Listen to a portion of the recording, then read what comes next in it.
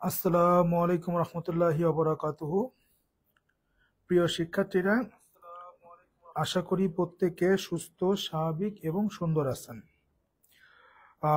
আজকে আমাদের জৈব রসায়নের দ্বিতীয় লেকচার। সকলে একটু কাইন্ডলি লাইভটাই তাড়াতাড়ি জয়েন করে ফেলেন। আমাদের কিন্তু স্যার ক্লাস টাইম হয়ে গেছে। হ্যাঁ, আমাদের কিন্তু ক্লাস টাইমটা হয়ে গেছে। আমরা দেরি না করে প্রত্যেকে জয়েন করে ফেলি। ওহ, আজকে ফ্রেমিংটা একদম শুরুতেই পারফেক্ট হয়েছে। জস জস সাউন্ডটা সাউন্ডটা ক্লিয়ার আছে কিনা এবং ক্যামেরা ঠিক আছে কিনা কাইন্ডলি একটু বলবেন। সাউন্ডটা এখন ঠিক আছে কিনা একটু কাইন্ডলি বলবেন। সাউন্ডটা মনে হচ্ছে ঠিক আছে।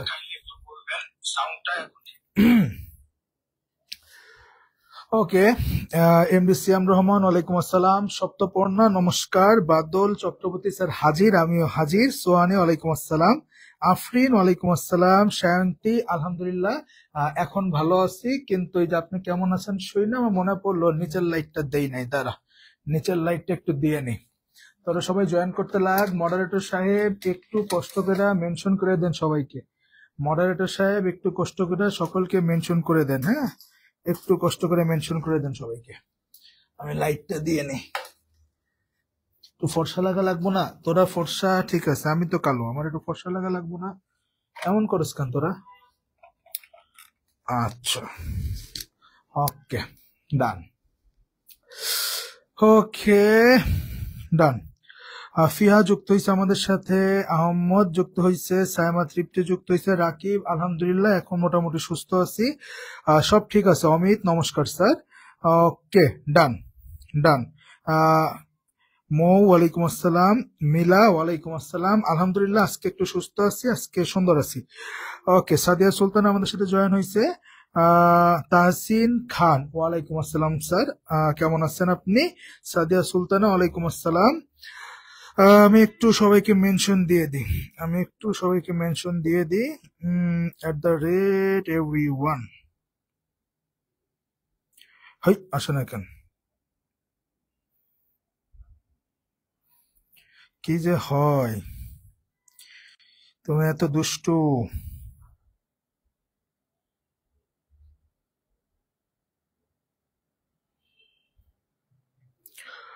ডান ডান। ওকে স্যার, আজকে 3 লিটার হরলিক্স খেয়ে বসছি, সব করে ফেলবো ইনশাল্লাহ। আজকে খুব ইন্টারেস্টিং টপিক পড়বো। তাইজুল ইসলাম অর্থাৎ হিমি, তাই না নাকি? ইয়াস, আলহামদুলিল্লাহ ভালো আছি। কেমন আছেন স্যার আপনি? আলহামদুলিল্লাহ। আজকে জলে তেলে মেশাবো একদম স্যার। পিটেস্টটা আছে, এটা পরীক্ষার বেশি দেরি নাই। পরীক্ষা কবে? আমার 31টা ক্লাস দিবি, জাস্ট একটা ক্লাস গেছে, আর 29টা ক্লাস দিবি। আজকের পর আর 28টা ক্লাস দিবি। যোগে বলতে কোনো সমস্যা রাখবো না। একটু 8টা ক্লাস বেশি চাইতেছি, 22 ক্লাসে করা যায়, 8টা ক্লাস কেন বেশি চাইতেছি বুঝবি। তো আমরা শুরু করতে পারি। মোটামুটি অনেকেই জয়েন হয়ে গেছেন। কয়জন আছেন? 13 জন, তাই না? আচ্ছা ঠিক আছে, বাকিরা আসতে লাগুক, আমরা শুরু করে দিই। ওকে ডান। আজকে গতদিন আমরা পড়ছিলাম জৈব যৌগের সূচনা, জৈব যৌগ বেসিক কথাবার্তা যেগুলো ছিল সেটা আমরা গত ক্লাসে পড়ছিলাম। আজকে আমরা শুরু করতেছি জৈব যৌগের শ্রেণীবিভাগ দিয়ে। আজকে আমরা শুরু করব কি দিয়ে? আজকে আমরা শুরু করব জৈব যৌগের শ্রেণী বিভাগ দিয়ে। আজকে আমাদের ফার্স্ট টপিক হবে জৈব যৌগের শ্রেণী বিভাগ, ঠিক আছে? ওকে, আজকে আমাদের ফার্স্ট টপিক হবে জৈব যৌগের শ্রেণী বিভাগ। আচ্ছা, জৈব যৌগ কে তোমরা এক একটা রাইটারের বই কিনলে, গুহ স্যার, হাজারি স্যার, কবির স্যার, দেখবা হাজারি স্যারের বইতে একরকম ভাবে শ্রেণীবিন্যাস করছে, আবার কবির স্যারের বইতে আরেকভাবে শ্রেণীবিন্যাস করছে। ঘুরে ফিরে থিমটা মোটামুটি একই, জাস্ট এক একজন এক একটা সুন্দরভাবে ক্লাসিফাই করছে। তো সবগুলাই হবে, কোনো সমস্যা নাই। আমি আমার মতো একটা চুজ করে নিছি। আশা করতেছি এটা পড়ার পর আপনারা জৈব যৌগের যে শ্রেণী বিভাগটা আছে মোটামুটি ক্লিয়ার হয়ে যাবেন, সমস্যা হবে না। তো আজকে আমরা প্রথম যে টপিকটা পড়বো সেটা হলো জৈব যৌগের শ্রেণী বিভাগ। জৈব যৌগকে প্রধানত দুই ভাগে ভাগ করছে। কয় ভাগে স্যার? জৈব যৌগকে প্রধানত দুই ভাগে ভাগ করছে। কি কি? একটা হলো অ্যালিফেটিক যৌগ আর একটা হলো অ্যারোমেটিক যৌগ। তাহলে জৈব যৌগকে প্রথমে কয় ভাগে ভাগ করছে স্যার? দুই ভাগে ভাগ করছে। কি কি? একটা হলো অ্যালিফেটিক যৌগ আর একটা হলো অ্যারোমেটিক যৌগ। অ্যালিফেটিক শব্দটা আসছে, তোমরা খুব ভালো করে জানো, অ্যালিফেটিক শব্দটা আসছে গ্রিক শব্দ অ্যারোমা থেকে। অ্যালিফেটিক শব্দ সরি অ্যালিফার থেকে।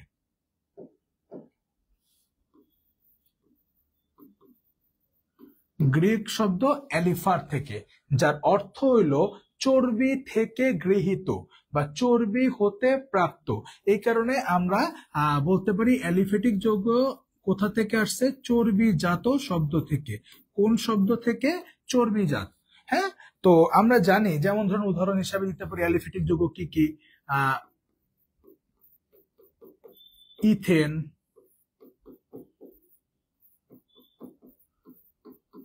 ইথানল, তারপরে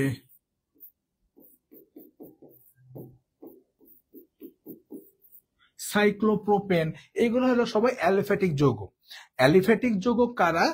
যখন তারা অ্যালিফেটিক যৌগকে নামকরণ করলো তখন দেখলো তেল, বা আমরা জানি তেল বা চর্বি থেকে অ্যালকোহল পাওয়া যায় বা জৈব যৌগগুলো পাওয়া যায়, তো সেখান থেকে আমরা কি করছে, এই চর্বিজাত গ্রিক শব্দ অ্যালিফার থেকে তখন তার নাম দিল কি? অ্যালিফেটিক যৌগ। আর আরেকটা কি আছে? অ্যারোমেটিক যৌগ। এটা আসছে কোন শব্দ থেকে? এটা আসছে অ্যারোমা থেকে। কোন থেকে? অ্যারোমা, যার অর্থ হইল সুগন্ধি যুক্ত। যার অর্থ কি স্যার? যার অর্থ হইল সুগন্ধি যুক্ত। তোমরা বিভিন্ন টিভিতে যে পারফিউম বা তোমাদের সোপ যেগুলো আছে, সাবান, ওইখানে দেখবা অ্যারোমা। হ্যাঁ, ওই যে sandal soap, aroma sandal soap বলে না? তো এই যে অ্যারোমা অর্থ হলো সুগন্ধযুক্ত, সুন্দর ঘ্রাণ যুক্ত। ঠিক আছে, তাহলে জৈব যৌগকে প্রধানত দুই ভাগে ভাগ করছে। একটা হলো অ্যালিফেটিক যৌগ আর একটা হলো অ্যারোমেটিক যৌগ। অ্যালিফেটিকটা আসছে চর্বিজাত এই শব্দ থেকে, অ্যালিফার থেকে, আর অ্যারোমেটিক যৌগ আসছে অ্যারোমা অর্থাৎ সুগন্ধিযুক্ত এইখান থেকে। আশা করি প্রথম কথাটা বুঝতে পারছেন। এটা এমসিকিউর জন্য এত বোঝার কিছু নাই। ঠিক আছে, ওকে স্যার। পি টেস্ট না দিলে সমস্যা হবে কোনো? পি টেস্ট না দিলে পি টেস্ট না দিবি মানে পি টেস্ট কেন দিবি না? জাহিদ ইসলাম, ওয়ালাইকুম আসসালাম। আলহামদুলিল্লাহ ভালো আছি স্যার। লেট হয়ে গেলাম না, মাত্র শুরু করছি। আরাফাত, না ওয়ালাইকুম আসসালাম, মাত্র শুরু করছি। আজকে একদম টাইমলি শুরু করছি। আজকে আগে থেকে প্রিপারেশন নিয়ে রাখছি।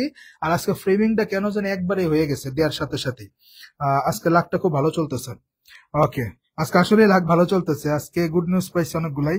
আচ্ছা, অদিত্রী নমস্কার। আলহামদুলিল্লাহ ভালো আছি। আচ্ছা, ওকে। লেট হয়ে গেল না? লেট হয় নাই, মাত্রই শুরু করছি। জাস্ট দুইটা কথা বলছি। আজকে আমরা ক্লাসটা শুরু করতেছি জৈব যৌগের শ্রেণী বিভাগ দিয়ে, এবং দ্বিতীয় কথা বলছি যে জৈব যৌগকে প্রধানত যে শ্রেণী বিভাগ করতেছি আমরা, সেখানে জৈব যৌগকে প্রধানত দুই ভাগে ভাগ করছে। একটা অ্যালিফেটিক যৌগ আর একটা অ্যারোমেটিক যৌগ। এবং আরেকটা কথা বলছি, দেখবেন এক একটা রাইটারের বইতে এক একভাবে শ্রেণীবিন্যাস করা।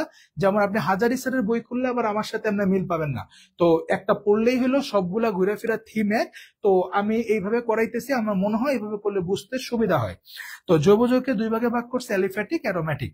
এবার আসেন, অ্যালিফেটিক যৌগকে আবার দুই ভাগে ভাগ করছে। একটা হলো মুক্ত শিকল যৌগ, একটা হলো বদ্ধ শিকল যৌগ। অ্যালিফেটিক যৌগকে কয় ভাগে ভাগ করছে? দুই ভাগে। কি কি? মুক্ত শিকল যৌগ, বদ্ধ শিকল যৌগ। তো মুক্ত শিকল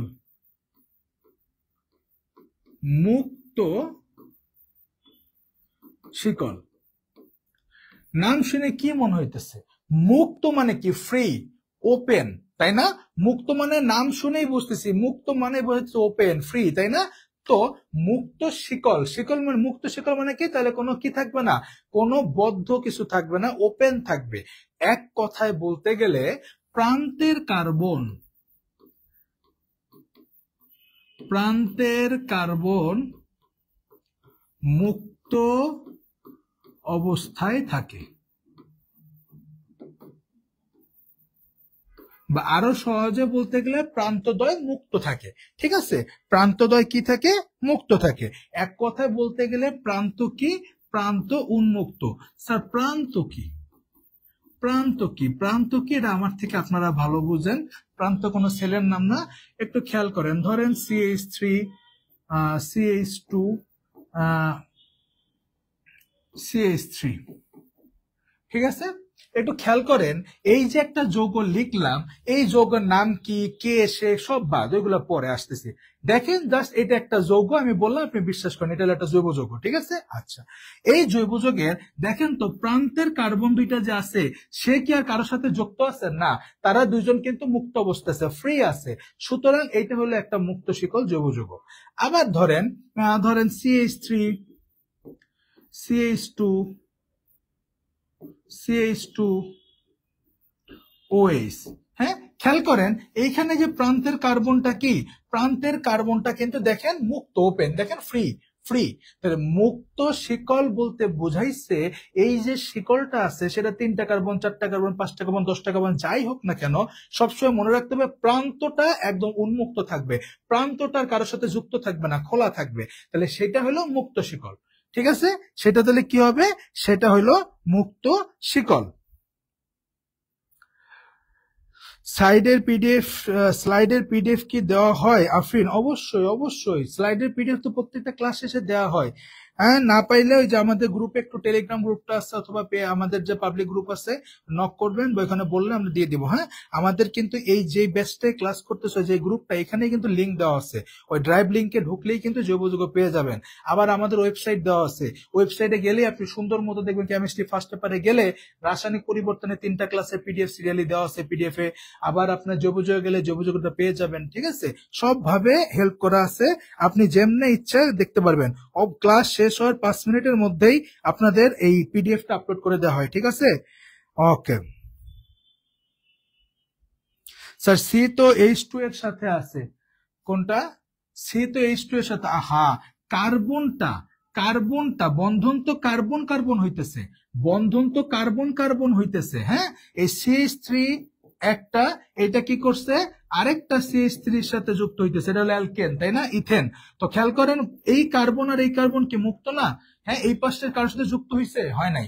আমি আপনাকে বদ্ধ শিকলের উদাহরণ দিই, তাহলে আরো ক্লিয়ার হবে। তাইলে অ্যালিফ্যাটিক যৌগকে 2 ভাগে ভাগ করছে, মুক্ত শিকল যৌগ, বদ্ধ শিকল যৌগ। যেমন দেখেন এখানে একটা উদাহরণ দেওয়া আছে প্রোপেন, এখানে দেখেন এই প্রান্তের কার্বন দুইটা ফ্রি, এই প্রান্তের কার্বন দুইটা ফ্রি। এবার আসেন আমি যদি বদ্ধ শিকলের উদাহরণ দিতে যাই, আমি যদি একটা বদ্ধ শিকলের উদাহরণ দিই, তাহলে আপনি একদম বিষয়টা আরো ক্লিয়ার হবেন। হ্যাঁ, বদ্ধ শিকলের উদাহরণ দিলে আপনি বিষয়টা আরো ক্লিয়ার হবেন। আচ্ছা, এইখানে এই যে এখানে একটু ভুল হইছে, এখানে একটু ভুল হইছে, সাইক্লোপ্রোপেন হবে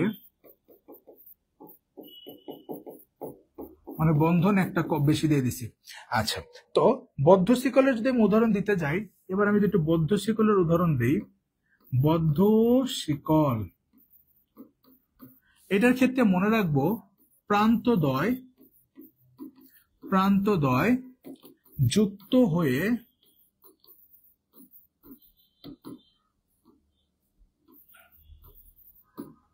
বদ্ধ বা চক্র গঠন করে। এখানে বদ্ধ শিকল কি? এই যে বদ্ধ শিকলের উদাহরণটা দিলেই আপনি মুক্ত শিকলটা ক্লিয়ার হয়ে যাবেন। যেমন ধরেন এই দেখেন এখানে একটা যৌগ লিখতেছি, এখানে একটা যৌগ লিখতেছি, দেখেন ভালো করে তাকান, দেখেন তো এইখানে এই যে কার্বন, এই কার্বনটা দেখেন, এই কার্বনটা, এই কার্বনটা যে আছে, এই কার্বন ভদ্রলোকের একটু দেখেন কোন হাত কি ফাঁকা? 2টা হাইড্রোজেনের সাথে যুক্ত, এই হাত এই কার্বনের সাথে যুক্ত, এই হাত এই কার্বনের সাথে যুক্ত। আবার এই কার্বন দেখেন এর সাথে যুক্ত, এর সাথে যুক্ত, এই কার্বন দেখেন এর সাথে যুক্ত, এর সাথে যুক্ত। তার মানে কার্বন কি ফ্রি আছে? যেমন ধরেন আমি CH3 CH2 CH3 এখানে যে উদাহরণটা দিছি, এখানে দেখেন এই কার্বন কি কারোর সাথে যুক্ত আছে এই পাশে? না। এই কার্বন কি এই পাশে কারোর সাথে যুক্ত আছে? না, ফ্রি। বাট বদ্ধ শিকল দেখেন এরা চক্র গঠন করে, এরা এরকম চক্রাকারে থাকে। হ্যাঁ, এরকম হইতে পারে, এরকমও হইতে পারে।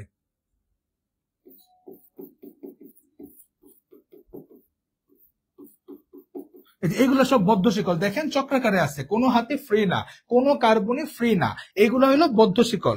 আশা করি বুঝতে পারছেন, আশা করি বুঝতে পারছেন। জি, গ্রুপ লিংক দেওয়া আছে, ইয়েস। আসলে দেখলাম তো স্যার, টেলিগ্রাম গ্রুপে জয়েন হবো কেমনে? কি বলেন, টেলিগ্রাম গ্রুপ খুলছি সে 2 মাস হয়ে যেতেছে, এখনো জয়েন হয় নাই? আল্লাহ। অদিত্রী, আক্কেল দাঁত ওঠার কারণে মারি চোখ ব্যথা, ফুলে গাল ফুলে আছে, কিছু খেতে পারতেছি না।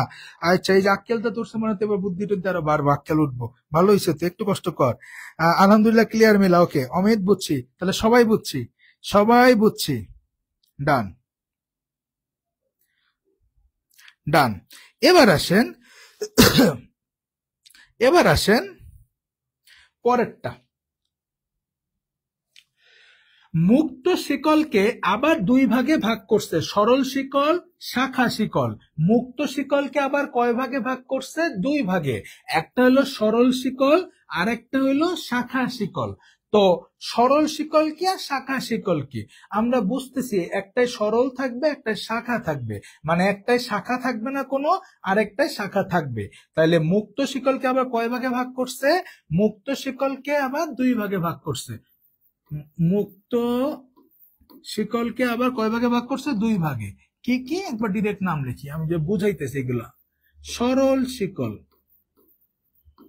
সরল শিকল, এটা মনে রাখবো কেমনে? মনে রাখবেন,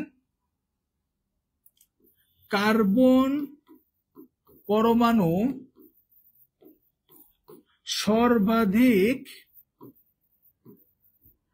2টি কার্বনের সাথে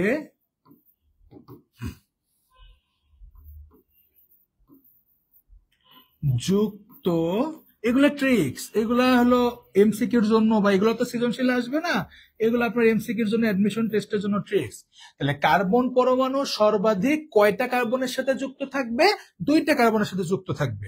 হ্যাঁ, দেখেন আমি একটা উদাহরণ দেই, CH3, CH2, CH2, CH3। দেখেন এই যে যৌগটা আছে, এখানে কি কোনো শাখা আছে? এখানে কিন্তু কোনো শাখা নাই স্যার। কেমনে বুঝলেন? দেখেন এর একদম সিম্পল, সরল শিকল, সরল শিকল। একটা হলো সরল শিকল আর একটা শাখা শিকল। সরল শিকলে কোনো শাখা থাকবে না। আর বুঝবো কেমনে? কার্বন পরমাণু সর্বাধিক, সর্বোচ্চ 2টা কার্বনের সাথে যুক্ত থাকবে, এর চেয়ে কম থাকতে পারে, বেশি হইতে পারবে না।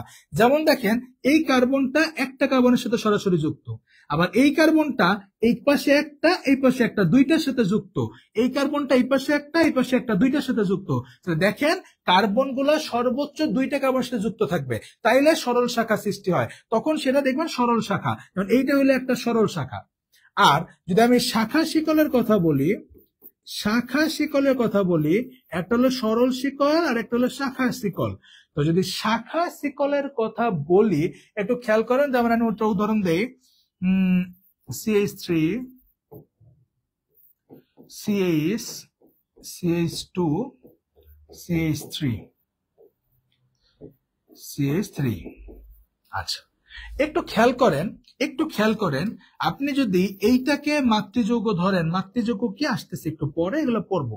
এইটাকে যদি মেইন ওয়ার্ডরুটটা ধরেন, মাতৃযৌগ ধরেন, দেখেন এখানে একটা শাখা আছে। এবার আপনার মনে হলো না, আমি ওটারে ধরবো না, আমি কি করব?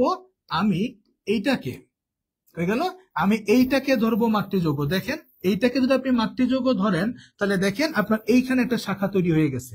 তার মানে আপনি যেমনি ধরেন না কেন, এখানে খেয়াল করেন একটা শাখা বের হইতেছে। দেখেন যদি আপনি সোজাসুজি এটারে মাতৃযৌগ ধরেন, তাহলে দেখেন এখানে আপনার একটা শাখা আছে। আবার আপনি যদি না স্যার আমি আপনার মতো যাবো না, আমি এই রাস্তা এটারে ধরবো ওয়ার্ড রোড, তাহলে দেখেন এইখানে একটা শাখা আছে। তাইলে এই খেয়াল করেন এখানে কিন্তু শাখা বেরিয়ে গেছে। এইটা হলো শাখা শিকল, এইটা হলো সরল শিকল, এইটা হলো শাখা শিকল। আরো মজার বিষয় দেখেন, আরো মজার বিষয় দেখেন, একটু খেয়াল করেন, এখানে এই কার্বনটা, এই কার্বনটা একটা কার্বনের সাথে যুক্ত, এই কার্বনটা একটা কার্বন, 2টা কার্বন, 3টা কার্বনের সাথে যুক্ত। দেখেন এই যে এই কার্বনটা যে আছে, এই একটা কার্বন, 2টা কার্বন, দেখেন 3টা কার্বনের সাথে যুক্ত, আবার এই কার্বন একটা 2টার সাথে যুক্ত। তাহলে খেয়াল করেন এখান থেকে আমি কি ট্রিক্স বলতে পারি? এখান থেকে আমি বলতে পারি শাখা শিকলের ক্ষেত্রে অন্তত পক্ষে, কম পক্ষে, অন্তত পক্ষে একটি কার্বন, একটি কার্বন দুইয়ের অধিক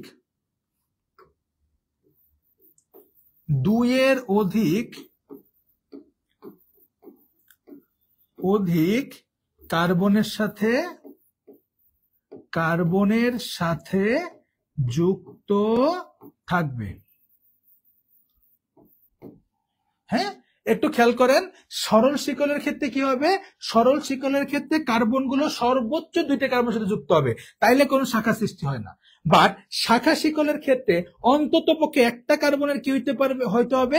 2-এর বেশি কার্বনের সাথে যুক্ত হইতে হবে। তার মানে এখানে সেকেন্ড কার্বনটা যে আছে, এই 1টা 2টা 3টা কার্বনের সাথে যুক্ত আছে, এবং এখানে দেখেন শাখা তৈরি করছে। সুতরাং এটা হলো সরল শিকল, এটা হলো শাখা শিকল। আশা করি সরল শিকল এবং শাখা শিকল সকলে বুঝতে পারছেন।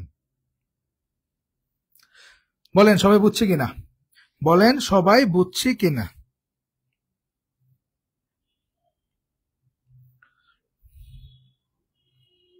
শ্যামা তৃপ্তি বুঝছি, অদিত্রী বুঝছি। 4টা হতে পারে না? 4টা হইতে পারে না। কেন? কার্বনের তো সর্বোচ্চই 4টা হাত, কার্বনের তো সর্বোচ্চই 4টা হাত। একটা কার্বন 1 2 3 4টা হাত।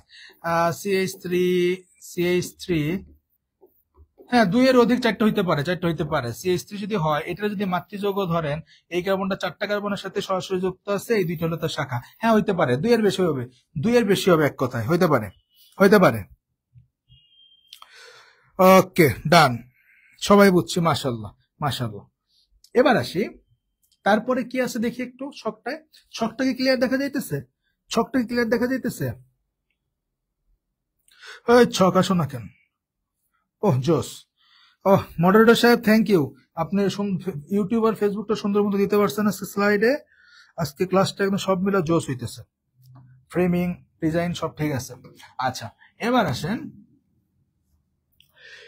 এই যে সরল শিকল হোক আর শাখা শিকল হোক, টোটাল মুক্ত শিকলকে আবার 2 ভাগে ভাগ করছে। কয় ভাগে?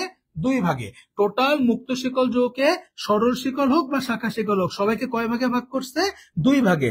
একটা সম্পৃক্ত, একটা অসম্পৃক্ত। একটা সম্পৃক্ত আর একটা অসম্পৃক্ত। মনে রাখবো, সম্পৃক্ত মানে হইল একক বন্ধন, সম্পৃক্ত মানে হইল কার্বন কার্বন একক বন্ধন, আর অসম্পৃক্ত মানে হইল কার্বন কার্বন দ্বিবন্ধন অথবা ত্রিবন্ধন।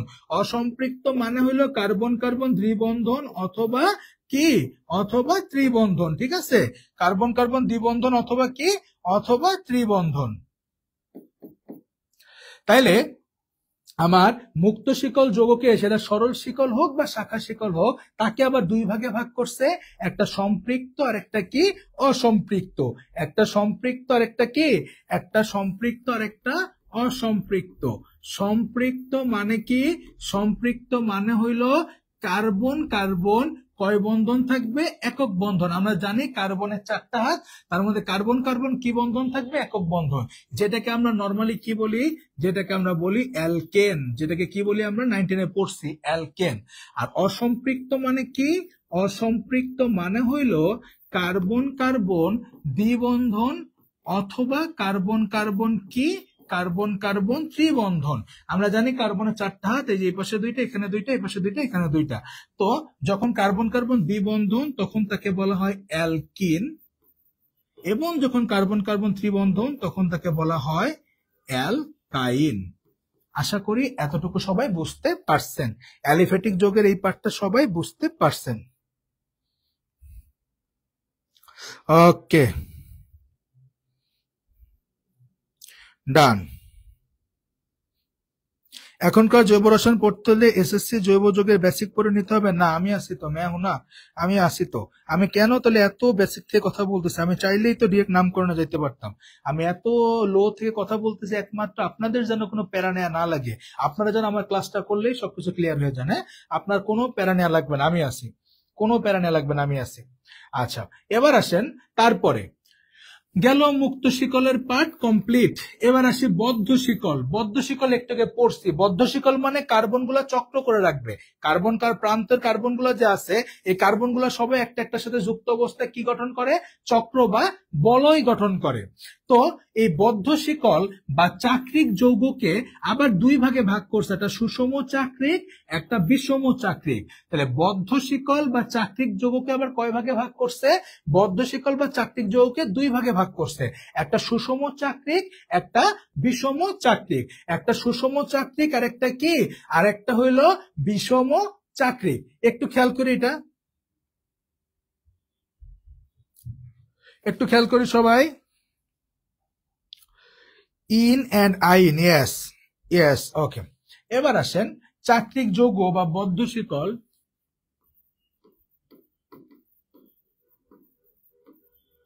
এটাকে দুই ভাগে ভাগ করছে, একটা হলো সুষম চাক্রিক, সুষম চাক্রিক, অথবা এটার আরেকটা নাম আছে কার্বোসাইক্লিক। এটার আরেকটা নাম আছে কার্বোসাইক্লিক। এটা বুঝবো কেমনে, মনে রাখবো কেমনে? এগুলো সংজ্ঞা বইতে 2-3 পেজ লেখা ভরায় ফেলাইছে, তো এত মুখস্থ করলে কিছু মনে থাকবে না। এই কারণে আমি যেমন বলতেছি এমনি নামগুলো দেখে দেখে চিনে রাখবেন। এইভাবে সিস্টেমে পড়লে কি আপনি এনি টাইম জিজ্ঞেস করলে বা পরীক্ষা আসলে লিখতে পারবেন। তো সুষম চাক্রিক বা কার্বোসাইক্লিক কি মনে রাখবেন? চক্র কাঠামো।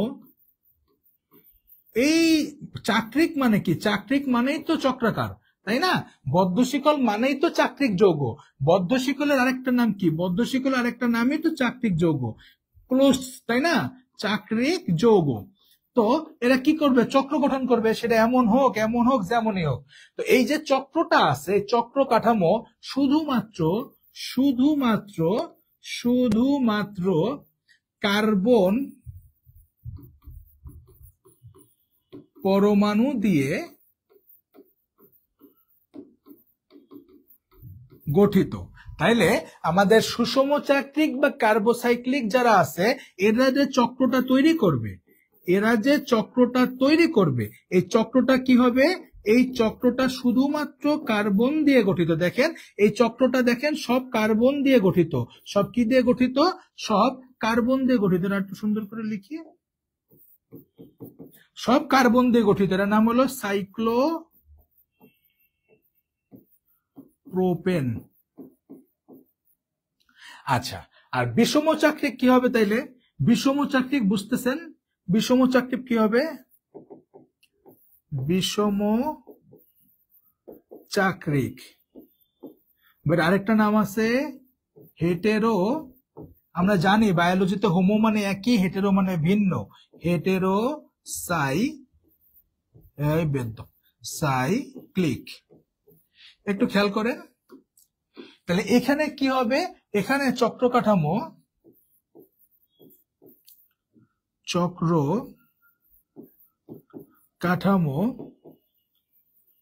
কার্বন পরমাণু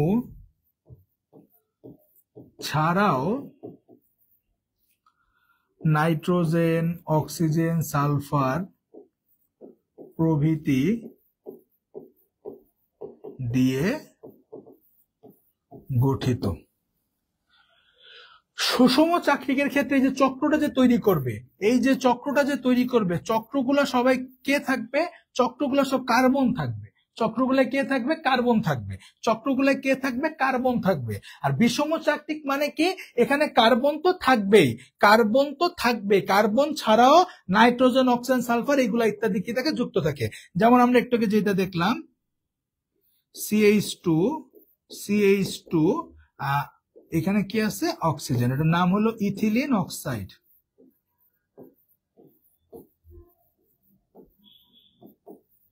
খেয়াল করেন এখানে চক্রটার মধ্যে কার্বন আছে, বা তার সাথে দেখেন এখানে কিন্তু কার্বন নাই, এখানে অক্সিজেন চলে আসছে। তাইলে চক্রটার মধ্যে যদি শুধুমাত্র কার্বন থাকে তখন সেটা কার্বোসাইক্লিক বা সুষম চাক্রিক। আর চক্রটার মধ্যে কার্বন ছাড়াও যদি অন্য যে কোনো পরমাণু থাকে তখন সেটা হবে বিষম চাক্রিক বা হেটেরোসাইক্লিক। বলেন বুঝতে পারছেন কিনা? বলেন বুঝতে পারছেন কিনা? না চক্রগ্রহে পড়বেন না, সমস্যা নাই। চক্রগ্রহে পড়বেন না, সমস্যা নাই। সোজা এগুলো একবার বুঝলে ক্লিয়ার, একবার খালি বুঝলে ক্লিয়ার। থিমটা বুঝতে হবে, মুখস্থ করার কিচ্ছু নাই। ওকে, ডান ডান ডান।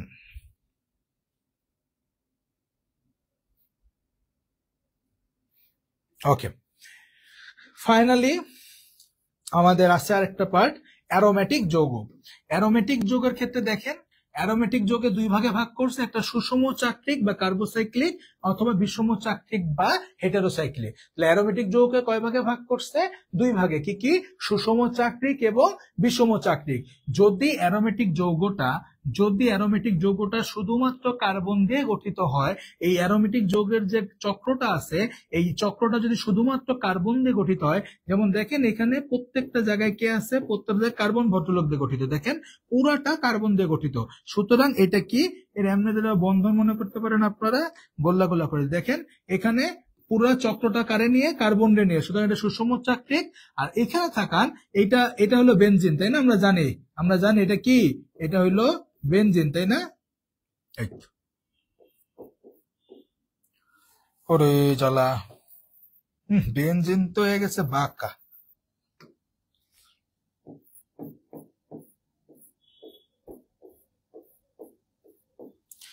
তো এই যে বেনজিন, এখানে খেয়াল করেন এখানে সবগুলা চক্রটা যে আছে পুরোটা কার্বন নিয়ে গঠিত।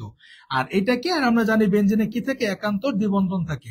আর এখানে বিষম চাক্রিকের ক্ষেত্রে দেখেন বেনজিন ঠিকই ছিল, কিন্তু দেখেন এখানে কিন্তু কার্বন নাই, এখানে নাইট্রোজেন চলে আসছে, তখন এটার নাম হয়ে গেছে পিরিডিন। তো আবার আছে থায়োফিন, এরকম অনেক কিছু আছে। তো আপনাদের এক কথায় মনে রাখতে হবে, সুষম চাক্রিক মানেই হলো চক্রটা পুরাটা কার্বন দিয়ে গঠিত, আর বিষম চাক্রিক মানে হইল কোথাও কার্বন ছাড়াও চক্রটা করতে কোথাও না কোথাও অন্য কোনো পরমাণু আছে। আশা করি জৈব যৌগের শ্রেণী বিভাগটা সবাই বুঝতে পারছেন। হেটারের উদাহরণটার নাম হলো ইথিলিন অক্সাইড। এই যে লেখা আছে ইথিলিন অক্সাইড, এই যে ইথিলিন অক্সাইড। হ্যাঁ স্যার, ছকটা মুখস্থ রাখতে হবে। ছকটা কি মুখস্থ করাইলাম? তাহলে এত কথা বলতাম এটা মুখস্থ করে নিবি। হ্যাঁ, জৈব যৌগ দুই প্রকার, অ্যালিফ্যাটিক, অ্যারোমেটিক। হ্যাঁ, আচ্ছা, অ্যালিফ্যাটিক যৌগকে দুই ভাগে ভাগ করছে, একটা হলো সরল শিকল, আর একটা হলো মুক্ত শিকল, আর একটা কি? বদ্ধ শিকল। আমরা জানি মুক্ত মানে কার্বনের দুই প্রান্ত খোলা, বদ্ধ মানে কার্বনটা চক্র করে থাকবে, কোনো প্রান্তে খোলা না। এবার আসেন আমরা কি পড়লাম? মুক্ত শিকল যে আছে এটা আবার দুই ভাগে ভাগ করছে, একটা হলো সরল চেন, একটা হলো কোথায় কি থাকবে? শাখা থাকবে। অন্ততপক্ষে একটা কার্বন দুইয়ের বেশি কার্বনের সাথে যুক্ত থাকবে। আর বদ্ধ শিকলকে কয় ভাগে ভাগ করছে? দুই ভাগে, একটা হলো সুষম চাক্রিক, বিষম চাক্রিক। আবার এই টোটাল মুক্ত শিকলকে দুই ভাগে ভাগ করছে, একটা সম্পৃক্ত অ্যালকেন আর অসম্পৃক্ত অ্যালকেন বা অ্যালকাইন। অ্যারোমেটিকের ক্ষেত্রে সেম, দুই ভাগে ভাগ করছে। টোটাল যে চক্রটা আছে, আমরা জানি অ্যারোমেটিক যৌগ চক্রাকারেই থাকে, তো এই চক্রটারে কি করছে? চক্রটার মধ্যে যদি শুধু কার্বন থাকে তাহলে সেটা হলো কি? সুষম চাক্রিক। আর কার্বন ছাড়া অন্য কোনো পরমাণু থাকলে বিষম চাক্রিক। জাস্ট বুঝবেন, মুখস্থ কিছু নাই, জাস্ট বুঝবেন। ঠিক আছে, জাস্ট বুঝবেন, মুখস্থের কিচ্ছু নাই। স্যার লাস্ট স্লাইডটা একটু দেন। ওকে, এই যে লাস্ট স্লাইডটা নেন, দেখেন। আমি একটু হানি খাই, আপনারা দেখেন।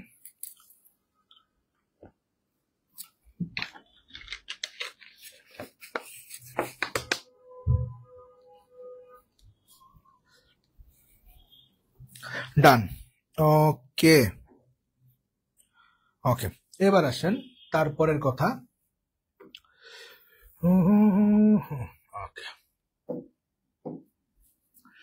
কার্বন, আমরা বুঝতেছি কার্বন নিয়ে বহুত কথাবার্তা, জৈব যৌগ কার্বনের খেলা, তাই না?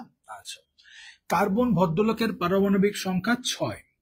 তার মানে আমি যদি এই ভদ্রলোকের ইলেকট্রন বিন্যাস করি 1s2 2s2 2p2, তাই না? জি। এবার এইটাকে যদি আমি একটু বক্স পদ্ধতিতে আঁকি তাহলে কি দাঁড়ায়? 1s 2s 2px 2py 2pz। আমরা কি দেখতেছি? 1s2, তার মানে 1s এ কয়টা ইলেকট্রন আছে? 1s এ দুইটা ইলেকট্রন আছে। 2s এ কয়টা ইলেকট্রন আছে? দুইটা। আচ্ছা, কয়টা আছে? দুইটা। আর তোমার 2p তে কয়টা আছে? দুইটা, তাহলে একটা দুইটা। ঠিক আছে, হুন্ডের পদ্ধতি আমরা গুণগত রসায়নে পড়ছি সাইকেল 1। এবার আমি যদি কার্বনটাকে উত্তেজিত করি তখন কি দেখা যাবে? কার্বনকে যদি উত্তেজিত করা হয় তখন আমরা দেখতে পারবো কি দেখতে পারবো 1s এ 2টা ইলেকট্রন ঠিক আছে, 2s এ 2টা, 2s এর 2টা থেকে একটা ইলেকট্রন কি হবে, 2s এর 2টা থেকে একটা ইলেকট্রন এই যে ভদ্রলোক ছিল এইটা চলে যাবে এইখানে, তাই না? আমরা কিন্তু এগুলো সবাই সেই 9-10 থেকে জানি। তাইলে কার্বনের যোজনী, আমরা জানি যোজনী কি, সর্বশেষ শক্তি স্তরে বিজোড় বা অযুগ্ম বা সিঙ্গেল ইলেকট্রন সংখ্যা। তাহলে শুরুতে কার্বনের কয়টা সিঙ্গেল ইলেকট্রন ছিল, 2টা, সুতরাং এইখানে তার যোজনী হলো 2। কার্বনকে উত্তেজিত যখন করলাম তখন দেখা গেল তার শেষে কয়টা ইলেকট্রন আছে অযুগ্ম, 1টা 2টা 3টা 4টা, তাহলে সিঙ্গেল ইলেকট্রন আছে 4টা, সুতরাং তার যোজনী 4। তো আমরা জৈব যৌগের ক্ষেত্রে দেখব, কার্বন যে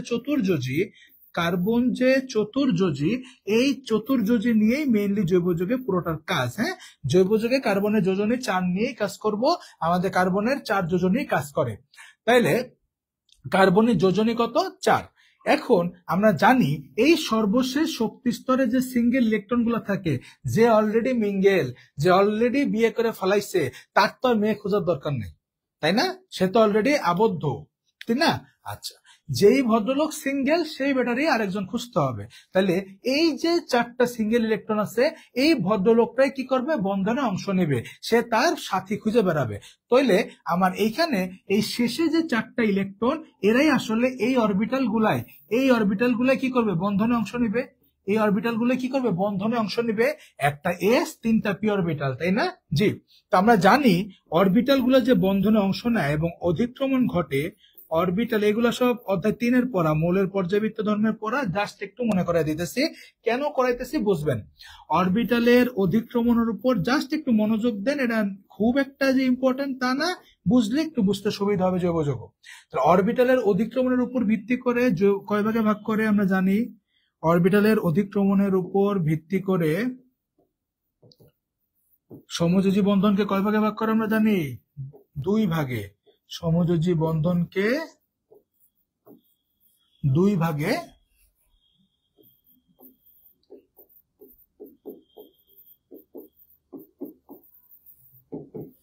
ভাগ করা হয়। কি কি? একটা হলো সিগমা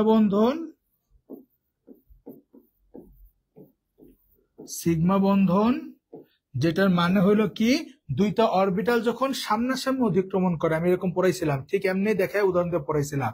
2টা অরবিটাল যখন সামনাসামনি অধিক্রমণ ঘটে তখন সেটা সিগমা, আর পাশাপাশি থাকলে পাই, তাই না? পড়াইছিলাম সিগমা বন্ধন শক্তিশালী। তাহলে সিগমা বন্ধন হয় হলো মুখোমুখি।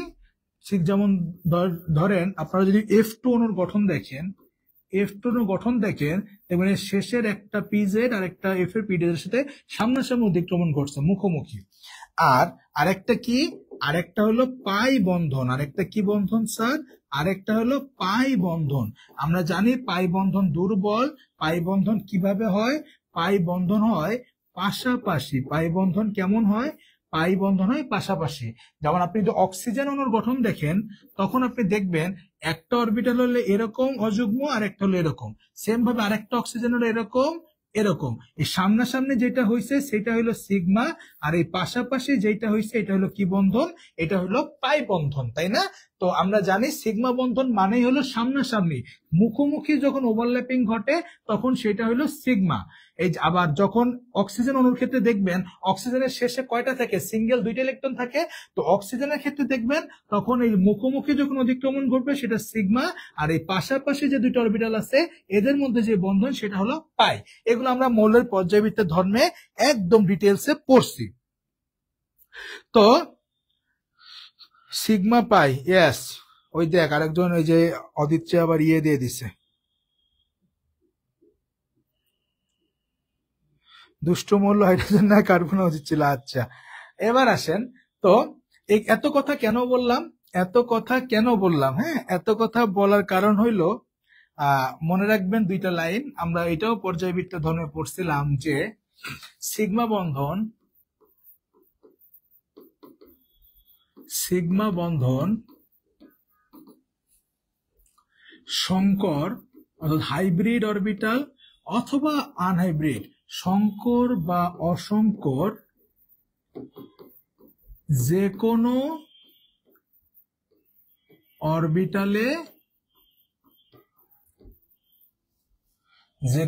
অরবিটালে হতে পারে। পাই বন্ধন শুধুমাত্র অসংকর অরবিটালে হয়। মনে থাকবে, অ্যাডমিশনের জন্য, অধ্যায় 3-এর জন্য, এই জৈব যৌগের জন্য বিভিন্ন জায়গায় এগুলো কাজে লাগবে। তাইলে সিগমা বন্ধন সংকর বা অসংকর যে কোনো অরবিটালে হইতে পারে, বাট পাই বন্ধন শুধুমাত্র অসংকর অরবিটালে হবে। এবং আমরা জানি সিগমা বন্ধন না হইলে পাই বন্ধন হওয়া সম্ভব না। হ্যাঁ, তো এত কথা কাজ না, কাজ হলো আপনাদের মেইন যেটা সেটা বলতেছে। আপনাদের 3টা জিনিস মাথায় রাখা লাগবে। 3টা জিনিস কি কি? sp3 সংকরণ কখন? যখন কার্বন কার্বন একক বন্ধন, মনে থাকবে, যখন কার্বন কার্বন একক বন্ধন তখন sp3 সংকরায়ন। কেন? কারণ এখানে দেখেন কার্বনের 1টা 2টা 3টা 4টা হাতে বন্ধনে অংশ নিছে। অর্থাৎ আমার কার্বনের যে 1 2 3 4টা ইলেকট্রন আছে, 4টাই বন্ধনে অংশ নিছে, 4টাই হাইব্রিড হয়েছে। তাহলে একটা s 3টা p, তার মানে sp3। তার মানে এখানে কার্বন গুলা কি হবে? এখানে কার্বন কার্বন, কার্বনের মধ্যে এখানে কি থাকবে? কার্বন কার্বন একটা সিগমা বন্ড থাকে।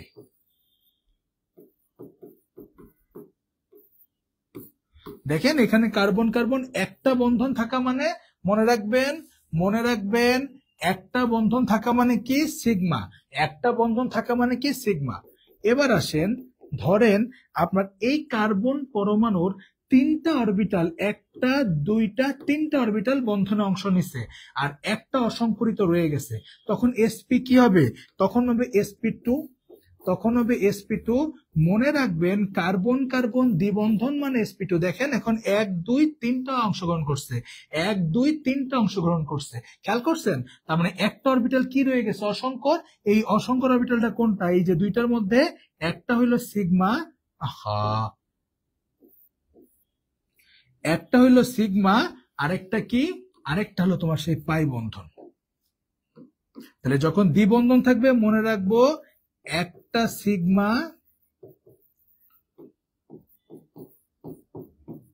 একটা পাই। আর কার্বন কার্বন ত্রিবন্ধন থাকলে আপনারা অলরেডি বুঝছেন। এবার 2টা অসংকৃত অরবিটাল থাকবে, তার মানে পি আরেকটা কমে যাবে, sp। তাহলে কার্বন কার্বন ত্রিবন্ধন থাকা মানে কি? কার্বন কার্বন ত্রিবন্ধন থাকা মানে হইল sp সংকরায়ন। কি সংকরায়ন? sp সংকরায়ন। কার্বন কার্বন কয় বন্ধন? Carbon carbon ত্রিবন্ধন। এখানে কি হবে? এখানে একটা সিগমা 2টা পাই। যদি আরেকটু সামারি করি, যদি কারো বুঝতে সমস্যা হয়, একদম সোজা সিম্পল কথা যদি আমি বুঝতে পারি, সোজা সিম্পল কথা হইলো কার্বন কার্বন একক বন্ধন থাকা মানে sp3, কার্বন কার্বন দ্বিবন্ধন থাকা মানে sp2, কার্বন কার্বন ত্রিবন্ধন থাকা মানে হইলো sp। ঠিক আছে? বাকি হাতগুলা পূরণ করে দিই, 4টা হাতের ভিতর বাকি যে হাতগুলো আছে পূরণ করে দিই। তাহলে কার্বন কার্বন একক বন্ধন মানে sp3, কার্বন কার্বন দ্বিবন্ধন মানে sp2, কার্বন কার্বন ত্রিবন্ধন মানে sp। আরেকটা কি? যখন একটা বন্ধন থাকে তখন সেটা সিগমা, যখন 2টা বন্ধন থাকে একটা সিগমা একটা পাই, আর যখন 3টা বন্ধন থাকে একটা সিগমা 2টা পাই। শেষ। আশা করি এবার বুঝতে পারছেন। আশা করি এখন বুঝতে পারছেন।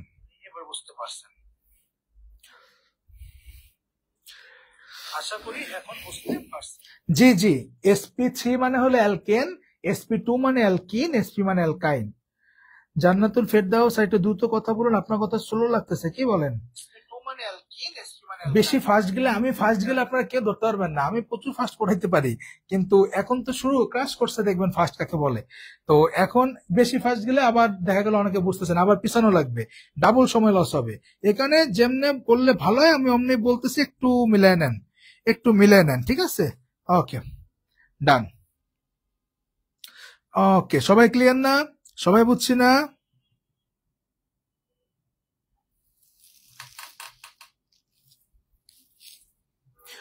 মেলা বিপজ্জনক পিছুই ছাড়ছে না বন্যার পর? আচ্ছা, চোখ উঠছে।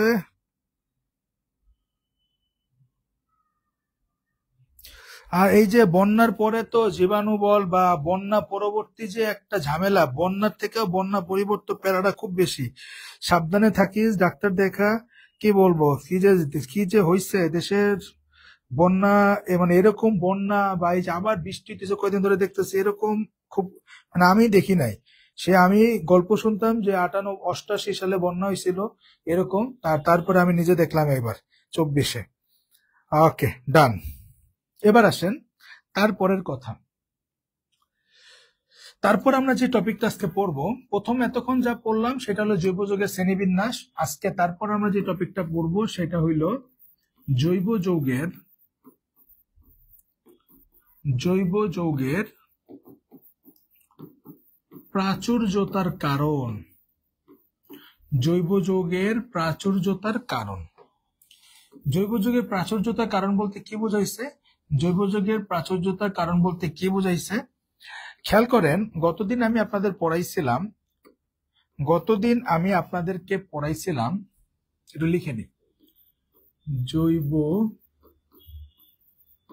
যৌগের প্রাচুর্যতার কারণ। আচ্ছা, ওকে। গতদিন আমি আপনাদেরকে পড়াইছিলাম যে জৈব যৌগের প্রাচুর্যতা অর্থাৎ সংখ্যা অনেক বেশি। আমরা গতদিন দেখছি জৈব যৌগের সংখ্যা প্রায় কত? প্রায় 80 লাখ। প্রায় কত?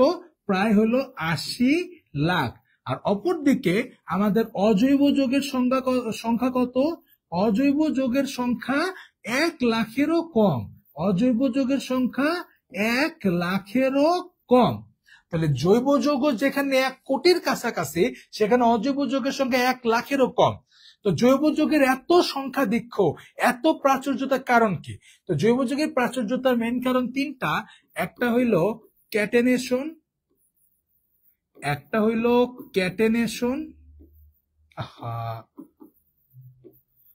একটা হইল সমানুতা, এবং আরেকটা হইল পলিমারকরণ। তাহলে জৈব যৌগের প্রাচুর্যতার কারণ কয়টা? তিনটা। কি কি? ক্যাটেনেশন, সমানুতা এবং কি? এবং পলিমারকরণ। তো প্রথমে আমরা একটু ক্যাটেনেশন নিয়ে কথা বলি, যে ক্যাটেনেশনটা কি। প্রথমে ক্যাটেনেশন নিয়ে একটু কথা বলি। ক্যাটেনেশন জিনিসটা কি? ক্যাটেনেশন শব্দটা আসছে ল্যাটিন শব্দ ক্যাটেনা থেকে। ল্যাটিন শব্দ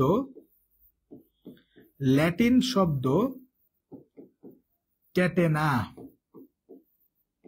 যার অর্থ হইল শিকল বা বলয়। যার অর্থ কি? শিকল। তো ক্যাটেনেশন বলতে বোঝায় একই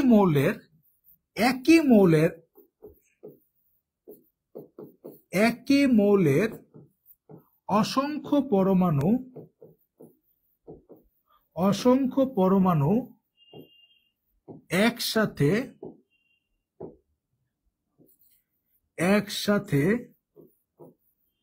যুক্ত হয়ে দীর্ঘ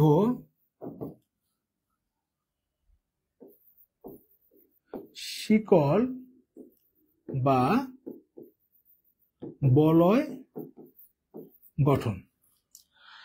তাহলে ক্যাটেনেশন জিনিসটাকে আমরা জৈব যৌগের প্রাচুর্যতার তিনটা কারণ দেখছি, একটা ক্যাটেনেশন, একটা সমানুতা, একটা পলিমারকরণ। তো ক্যাটেনেশনটা আসছে ল্যাটিন শব্দ ক্যাটেনা থেকে, যার অর্থ হলো শিকল।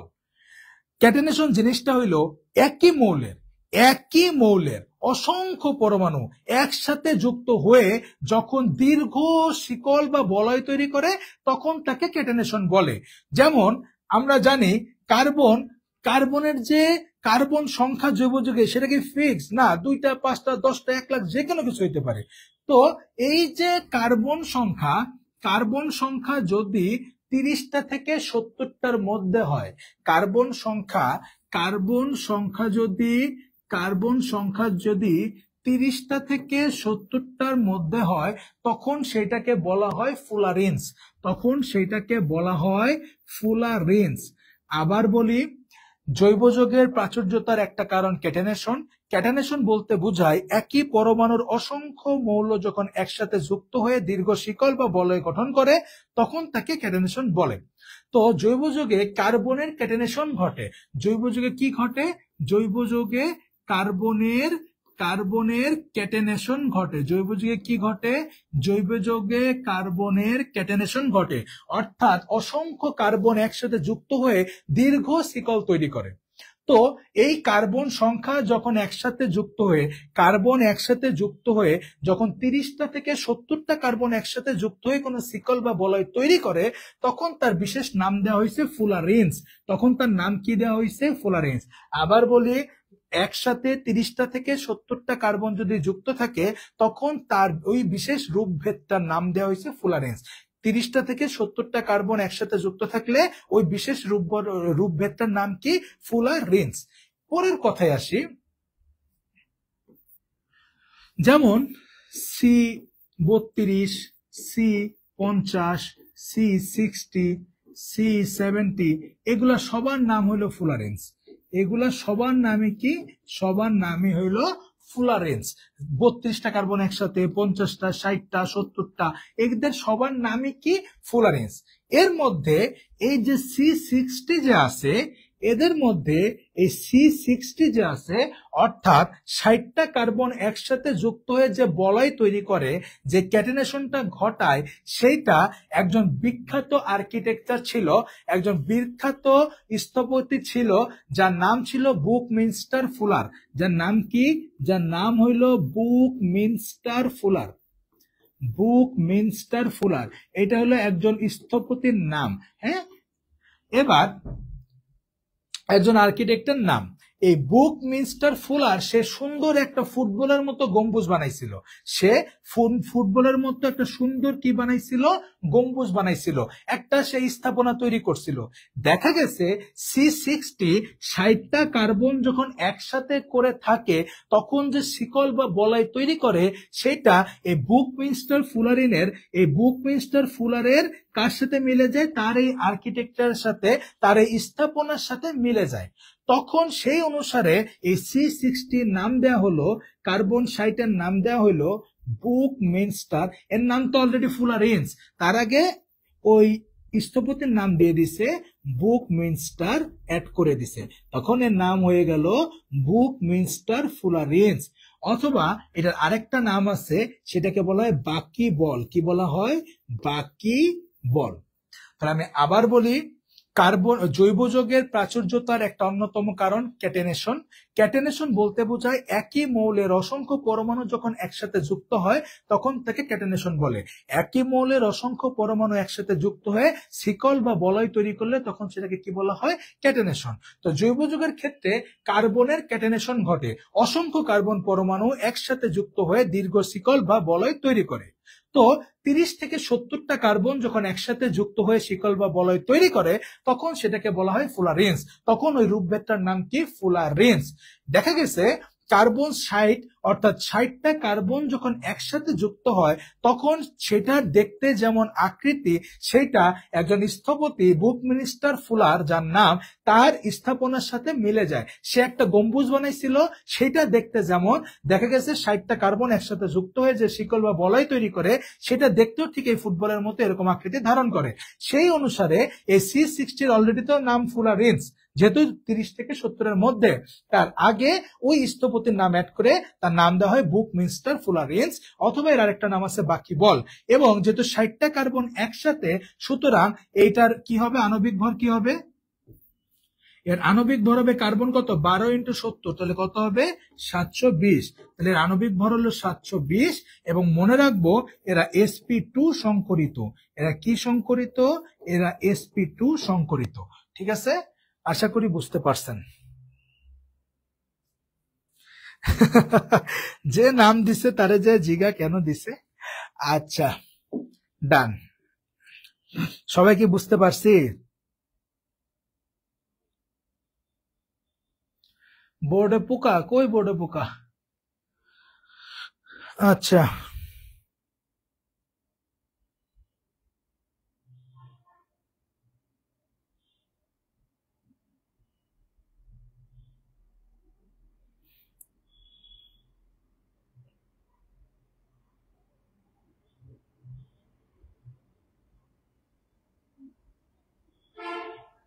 বলেন বুঝিয়াছেন কিনা।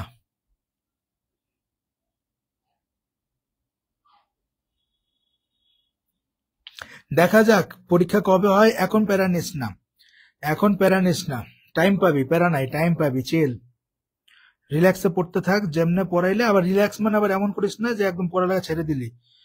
যেমনে পড়তেছিস পড়তে লাগ।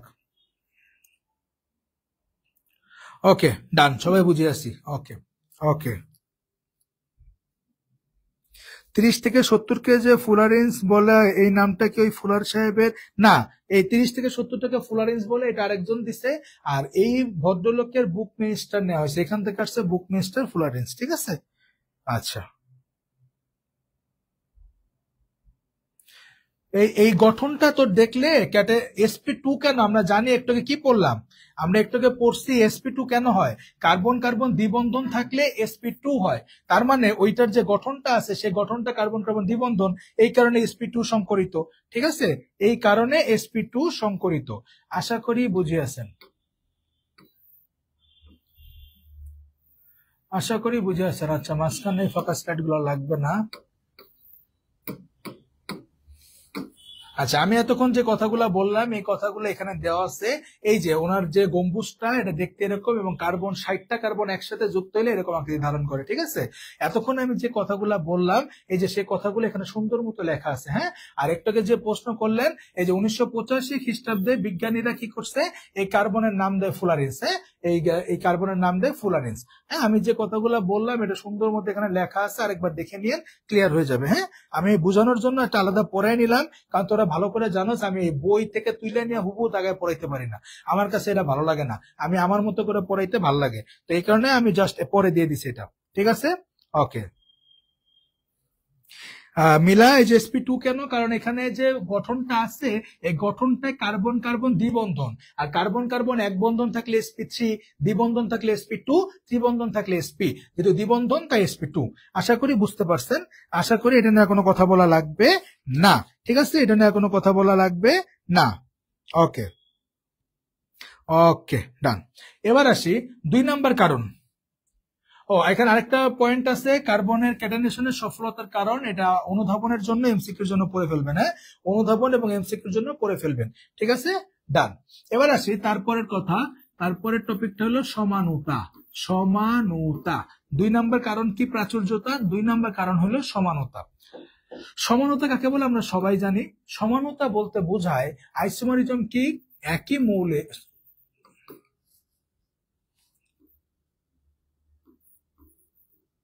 আচ্ছা না,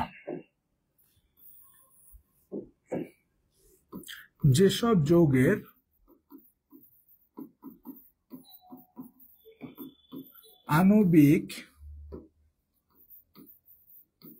আণবিক সংকেত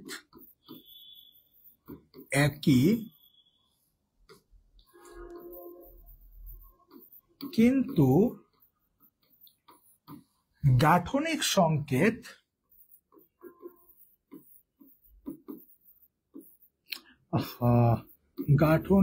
সংকেত আলাদা,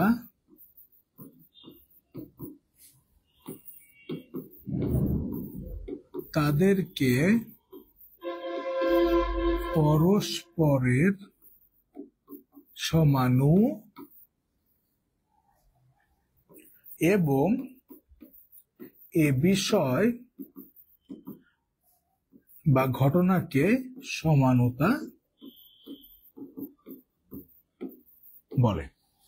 তাইলে সমানুতা কি বা আইসোমারিজম কি? যেসব যৌগের আণবিক সংকেতটা সেম বাট গাঠনিক সংকেত আলাদা, তাদেরকে পরস্পরের কি বলে? সমানুতা। দেখেন প্রাচুর্যতা কেন হবে না?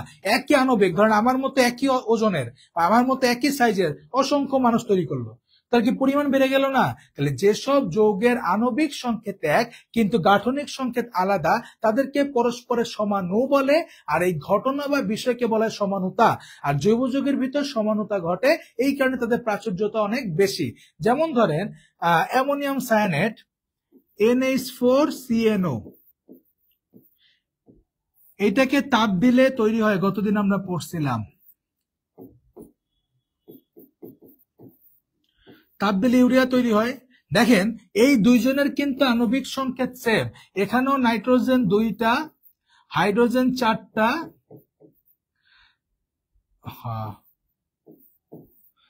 সায়ানাইড, তাই না? আচ্ছা, আর অক্সিজেন কয়টা? একটা।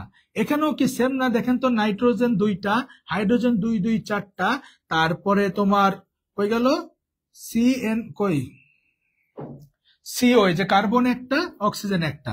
তাহলে একটু ভালো মতো খেয়াল করলে আপনি দেখেন আপনার NH4CnO এবং এই যে ইউরিয়া, এই দুইজনের কি, এই দুইজনেরই কিন্তু আপনার আণবিক সংকেতটা কি? সেম। CnO দিছি কেন? CO। তো এই দুইজনেরই আণবিক সংকেত সেম কিন্তু গাঠনিক সংকেতটা কি? আলাদা। আবার ধরেন CH3 CH2OH ইথানল, আর CH3O CH3 ডাইমিথাইল ইথার, এটার নাম কি? এটার নাম হলো ইথানল, এটার নাম হলো ইথানল। আর এটার নাম কি? এটার নাম হলো ডাইমিথাইল ইথার অথবা মিথক্সি ইথেন। আচ্ছা যাই হোক, ওইটা আমার ফ্যাক্ট না, নামকরণ আমরা পরে পড়তেছি। একটু খেয়াল করেন, এই ইথানলে কার্বন আছে এক কয়টা? কার্বন আছে 2টা, হাইড্রোজেন আছে কয়টা? 3 4 5, আর একটা কয়টা? 6টা। হাইড্রোজেন আছে 6টা, আর অক্সিজেন আছে কয়টা? একটা। এবার আসেন ডাইমিথাইল ইথারে কার্বন আছে 1 আর 1 কয়টা? 2টা, হাইড্রোজেন আছে 3 আর 3 কয়টা? 6টা, অক্সিজেন আছে কয়টা? একটা। তাহলে খেয়াল করেন এই দুই ভদ্রলোকেরই আণবিক সংকেতটা কিন্তু সেম, বাট এটা কিন্তু অ্যালকোহল মূলক, এটা কিন্তু ইথার মূলক, দুইটা কিন্তু আলাদা যৌগ। তার মানে এরা দুইজন পরস্পরের কি? এরা দুইজন পরস্পরের সমানু, এবং এই ঘটনাকে কি বলা হয়? সমানুতা। আশা করি বুঝতে পারছেন। স্যার আমরা কি 3টা বিষয়ের উপর ডিপলি পড়বো? কোনো জায়গায় আমরা গ্যাপ রাখবো না, কোনো জায়গায় আমরা গ্যাপ রাখবো না। আমি যতটুকু পড়াইতেছি এতটুকুই পড়েন, এখানে এনাফ। হ্যাঁ, আমি যতটুকু পড়াইতেছি এটুকু পড়েন, এটা এনাফ।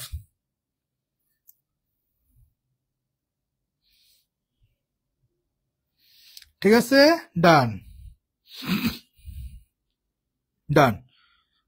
নামগুলো স্যার, এই নামগুলো মনে থাকে না, কি করা যায়? নাম কি মুখস্থ করবি নাকি? নাম তো শিখাবো কেমন করতে হয়। হ্যাঁ, 2টা কার্বন মানে ইথেন, অ্যালকোহল আছে, তার নাম এসে অল ইথানল। হ্যাঁ, তারপরে এখানে কি? এখানে 2টা শাখা আছে, মিথাইল আছে 2টা, তাই ডাইমিথাইল। আর এটার নাম কি? 2টা কার্বনের যে ইথার মূলক, তাই ইথার। হ্যাঁ, এটা আরেকভাবে বলা যায়, সমস্যা নাই। তো এগুলো নামকরণে শিখাবো। এবার আসেন 3 নম্বর কারণ কি ছিল? 3 নম্বর কারণ লিখছিলাম পলিমারকরণ। 3 নম্বর কারণ কি লিখছিলাম? 3 নম্বর কারণ লিখছিলাম পলিমারকরণ। জৈব যৌগের প্রাচুর্যতার 3 নম্বর, অর্থাৎ লাস্ট কারণটা কি? লাস্ট কারণটা হইলো পলিমারকরণ। পরিমাণকরণ কি আমরা কি জানি না? আমরা ছোটবেলায় কিন্তু পলিমার বিক্রিয়া পড়ছি, পলিমারকরণ পড়ছি। পলিমারকরণ কি? একই যৌগের অসংখ্য অণু পরপর যুক্ত হয়ে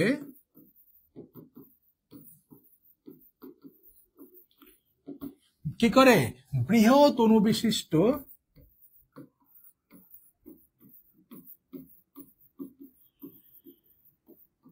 যৌগ গঠন করাকেই বলা হয় কি,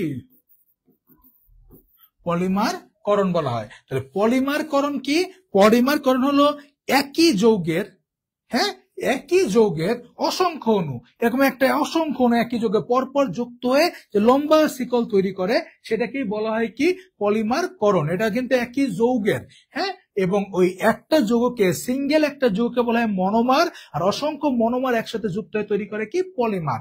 কি উদাহরণটা তোমরা 9, 10-এ পড়ছিলে, দেখো তো মনে পড়ে কিনা, দেখেন তো এটা মনে পড়ে কিনা। CH2 ডাবল বন্ড CH2, এর নাম হলো কার্বন কার্বন দ্বিবন্ধন, তার মানে অ্যালকিন।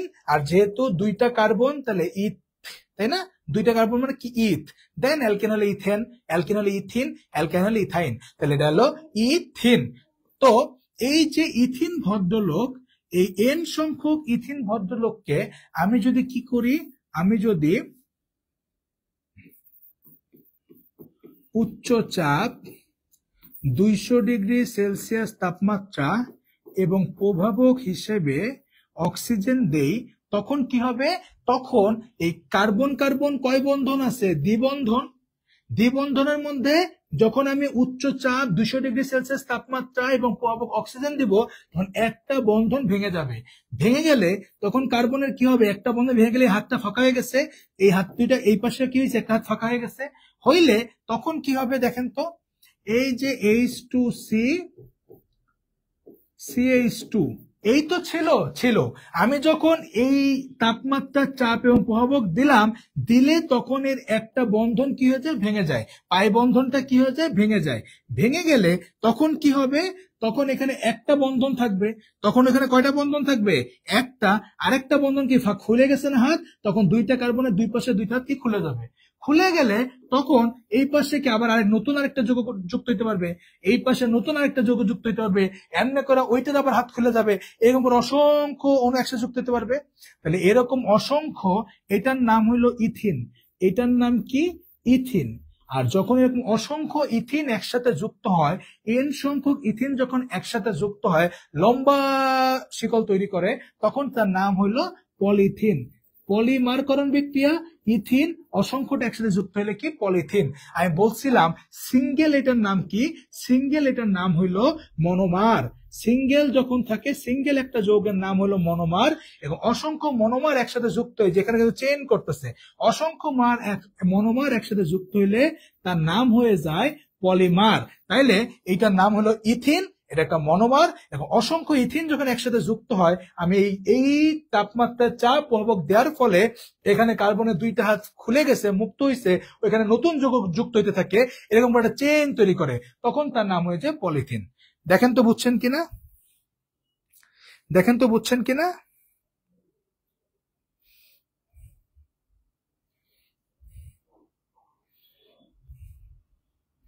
জি জি, ডান ডান, সবাই বুঝছে কিনা একটু বলেন। মাশাআল্লাহ মাশাআল্লাহ।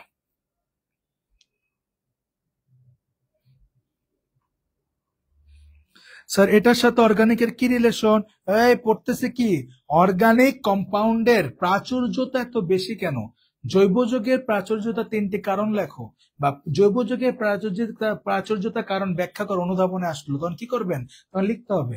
হ্যাঁ, এটা জৈব যৌগের প্রাচুর্যতা কারণ পড়তেছি, হ্যাঁ এটা জৈব যৌগেরই টপিক, এটা জৈব যৌগেরই টপিক, এবং 9, 10 তো আলাদা করে আপনারা এই বিক্রিয়া পড়ছেন, পলিমারকরণ বিক্রিয়া। ওকে, সবাই বুঝছে, মাশাআল্লাহ। গেল এই পার্ট শেষ। এবার আমরা কি পড়বো, এবার আমরা হলো মেইন নামকরণে ঢুকতে যাইতেছি, জৈব যৌগের আরেকটা পার্টে ঢুকতে যাইতেছি। তো নামকরণে ঢুকতে গেলে কিছু বিষয় সম্পর্কে জানা লাগবে, সেইটারই অত্যন্ত গুরুত্বপূর্ণ একটা নাম হলো কার্যকরী মূলক, যেটা বারবার শুনবেন, কার্যকরী মূলক, বা বলা হয় ফাংশনাল গ্রুপ, ফাংশনাল গ্রুপ। আচ্ছা, কার্যকরী মূলক বা ফাংশনাল গ্রুপটা কি, কার্যকরী মূলক বা ফাংশনাল গ্রুপটা কি, কে বলতে পারবেন বলেন তো, কে বলতে পারবেন কার্যকরী মূলক বা ফাংশনাল গ্রুপটা কি? কে বলতে পারবেন? বলেন বলেন বলেন দেখি।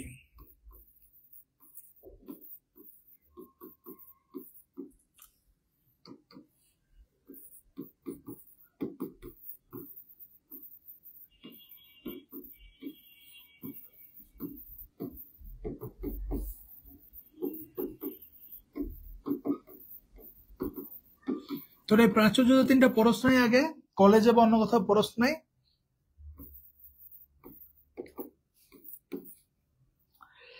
কার্যকরী মূলক মানে হলো যে কার্যকর ভূমিকাটা রাখতেছে, কার্যকরী যে হইতেছে সেই হলো কার্যকরী মূলক বা ফাংশনাল গ্রুপ। এক কথা যদি বলতে যাই বইয়ের মতোই 3-4 লাইনের সংজ্ঞা মুখস্থ না কইরা, তাহলে বলতে পারি জৈব যৌগের শিকলে থেকে তার সমস্ত ধর্ম যে নিয়ন্ত্রণ করতেছে সেটাকেই বলা হয় কার্যকরী মূলক। আরেকটু সহজভাবে বলি, দেখেন কার্বন 1 2 3 4, কার্বন 1 2 3 4, কার্বন 1 2 3 4, তারপরে কার্বন 1 2 3 4। আচ্ছা, তারপরে কার্বন 1 2 3 4। একটু খেয়াল করেন সবগুলাই কিন্তু কার্বন শিকল, সবগুলাই কিন্তু 4টা করে কার্বন আছে। খেলাটা কোথায়? খেলাটা হইলো দেখেন এটাও কার্বন শিকল, এইটাও কার্বন শিকল, এইটাও কার্বন শিকল, এইটাও কার্বন শিকল, এইটাই কার্বন শিকল। তাহলে জৈব যৌগে কার্বন শিকল থাকবেই। তাইলে এখন এদের মধ্যে পার্থক্যটা করছে কে? এদের মধ্যে পার্থক্যটা কে করলো? এদের মধ্যে পার্থক্যটা করলো হইলো ওইটা আর এটা বুঝতে একটু এই অ্যালকোহল আর এটা একটু কেমন লাগতেছে না?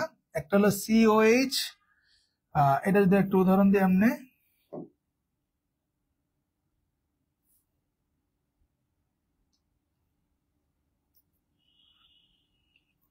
CH3 CH2 CH2OH।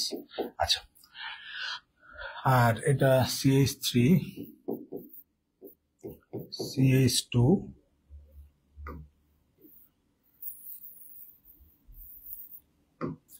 CH3 CH2 CHO। তাহলে বুঝতে সুবিধা হবে, হ্যাঁ, নাহলে একই লাগতেছে। আচ্ছা, একটু খেয়াল করেন সবাই কার্বন শিকল, কিন্তু যখন একক বন্ধন তখন তার নাম কি? তখন তার নাম হলো অ্যালকেন, তখন তার নাম হলো অ্যালকেন। যখন এখানে একটা দ্বিবন্ধন চলে আসছে তখন তার নাম কি? তখন তার নাম হলো অ্যালকিন। যখন ত্রিবন্ধন চলে আসছে তখন তার নাম কি? তখন তার নাম হলো অ্যালকাইন।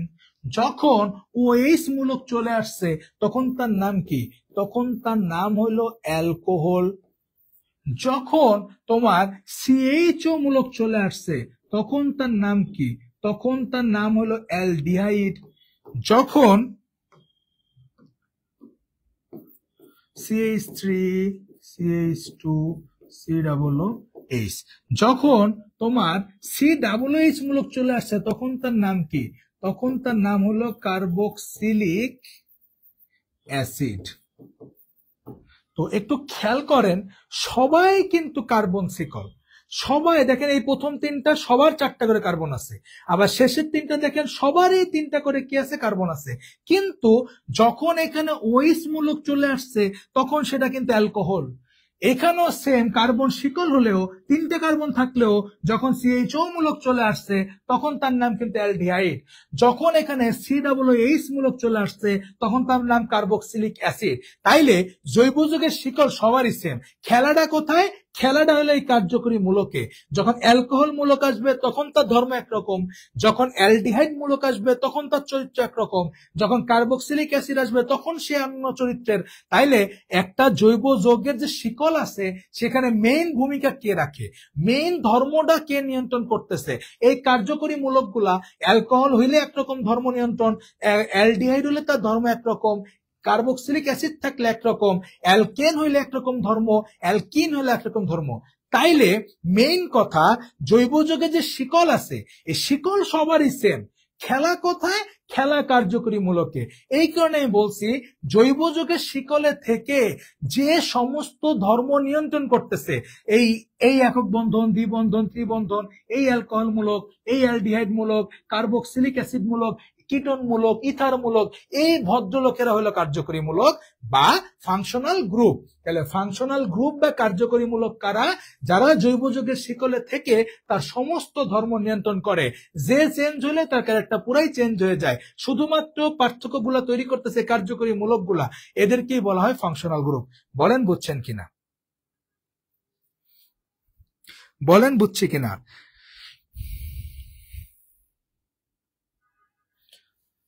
হ্যাঁ বলেন বুঝছি কিনা? এই দেখেন, আমি জিজ্ঞেস করছি সংজ্ঞা, আপনারা আমার দিয়েছেন উদাহরণ। হ্যাঁ হবে, আমি জানি তো সংজ্ঞা কার্যকরী মূলক বলে সবাই যেগুলো বলতে পারে, কিন্তু আসল কাহিনী কি?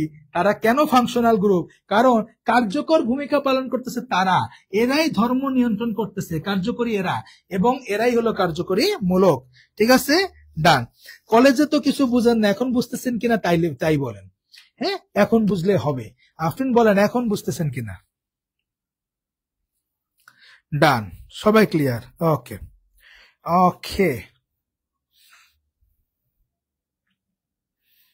ওকে।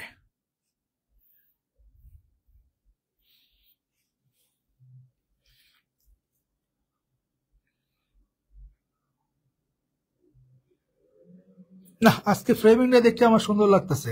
আজকে কোনো কোনা বাঁকাতেরা নাই, কম বেশি নাই। না, আজকে মনটা ভরে গেছে আমার ফ্রেমিংটা দেখে। প্রতিদিন মেজাজটা খারাপ হয়, ফ্রেমিং ঠিক না থাকলে ভাল লাগে। আচ্ছা, আগে দর্শনধারী, তারপর না গুণ বিচারী। ওকে, তো তোমাদের এরকম কার্যকরী মূলক আছে অনেকগুলা। হ্যাঁ, এখানে তো জাস্ট 6টা উদাহরণ দিছি, তোমরা বইতে খেলে 20-22টা এরকম দেখবো উদাহরণ আছে কার্যকরী মূলকের। আমরা ধীরে ধীরে শিখবো। এখানে মেইন যেগুলো আছে, আমি যেগুলো লিখছি একটু আগে, এই মেইন গুলা লেখা আছে। ঠিক আছে, তো আরো অসংখ্য আছে, প্রায় 22-23টা আছে। হ্যাঁ, তো ওইগুলা তোমরা বইটা থেকে একটু দেখবা, টেনশন নাই। টেনশন নেই, আমরা নামকরণে আস্তে আস্তে এগুলোর সাথে পরিচয় হব, নামকরণে আস্তে আস্তে এগুলোর সাথে পরিচয় হব। এবার যে টপিকটা আমরা শিখতে যাইতেছি, সমগোত্রীয় শ্রেণী। বলেন সমগোত্রীয় শ্রেণী কি? সমগোত্রীয় শ্রেণী বলেন, সমগোত্রীয় শ্রেণী কি? বলেন, কমেন্টে লেখেন সমগোত্রীয় শ্রেণী কি?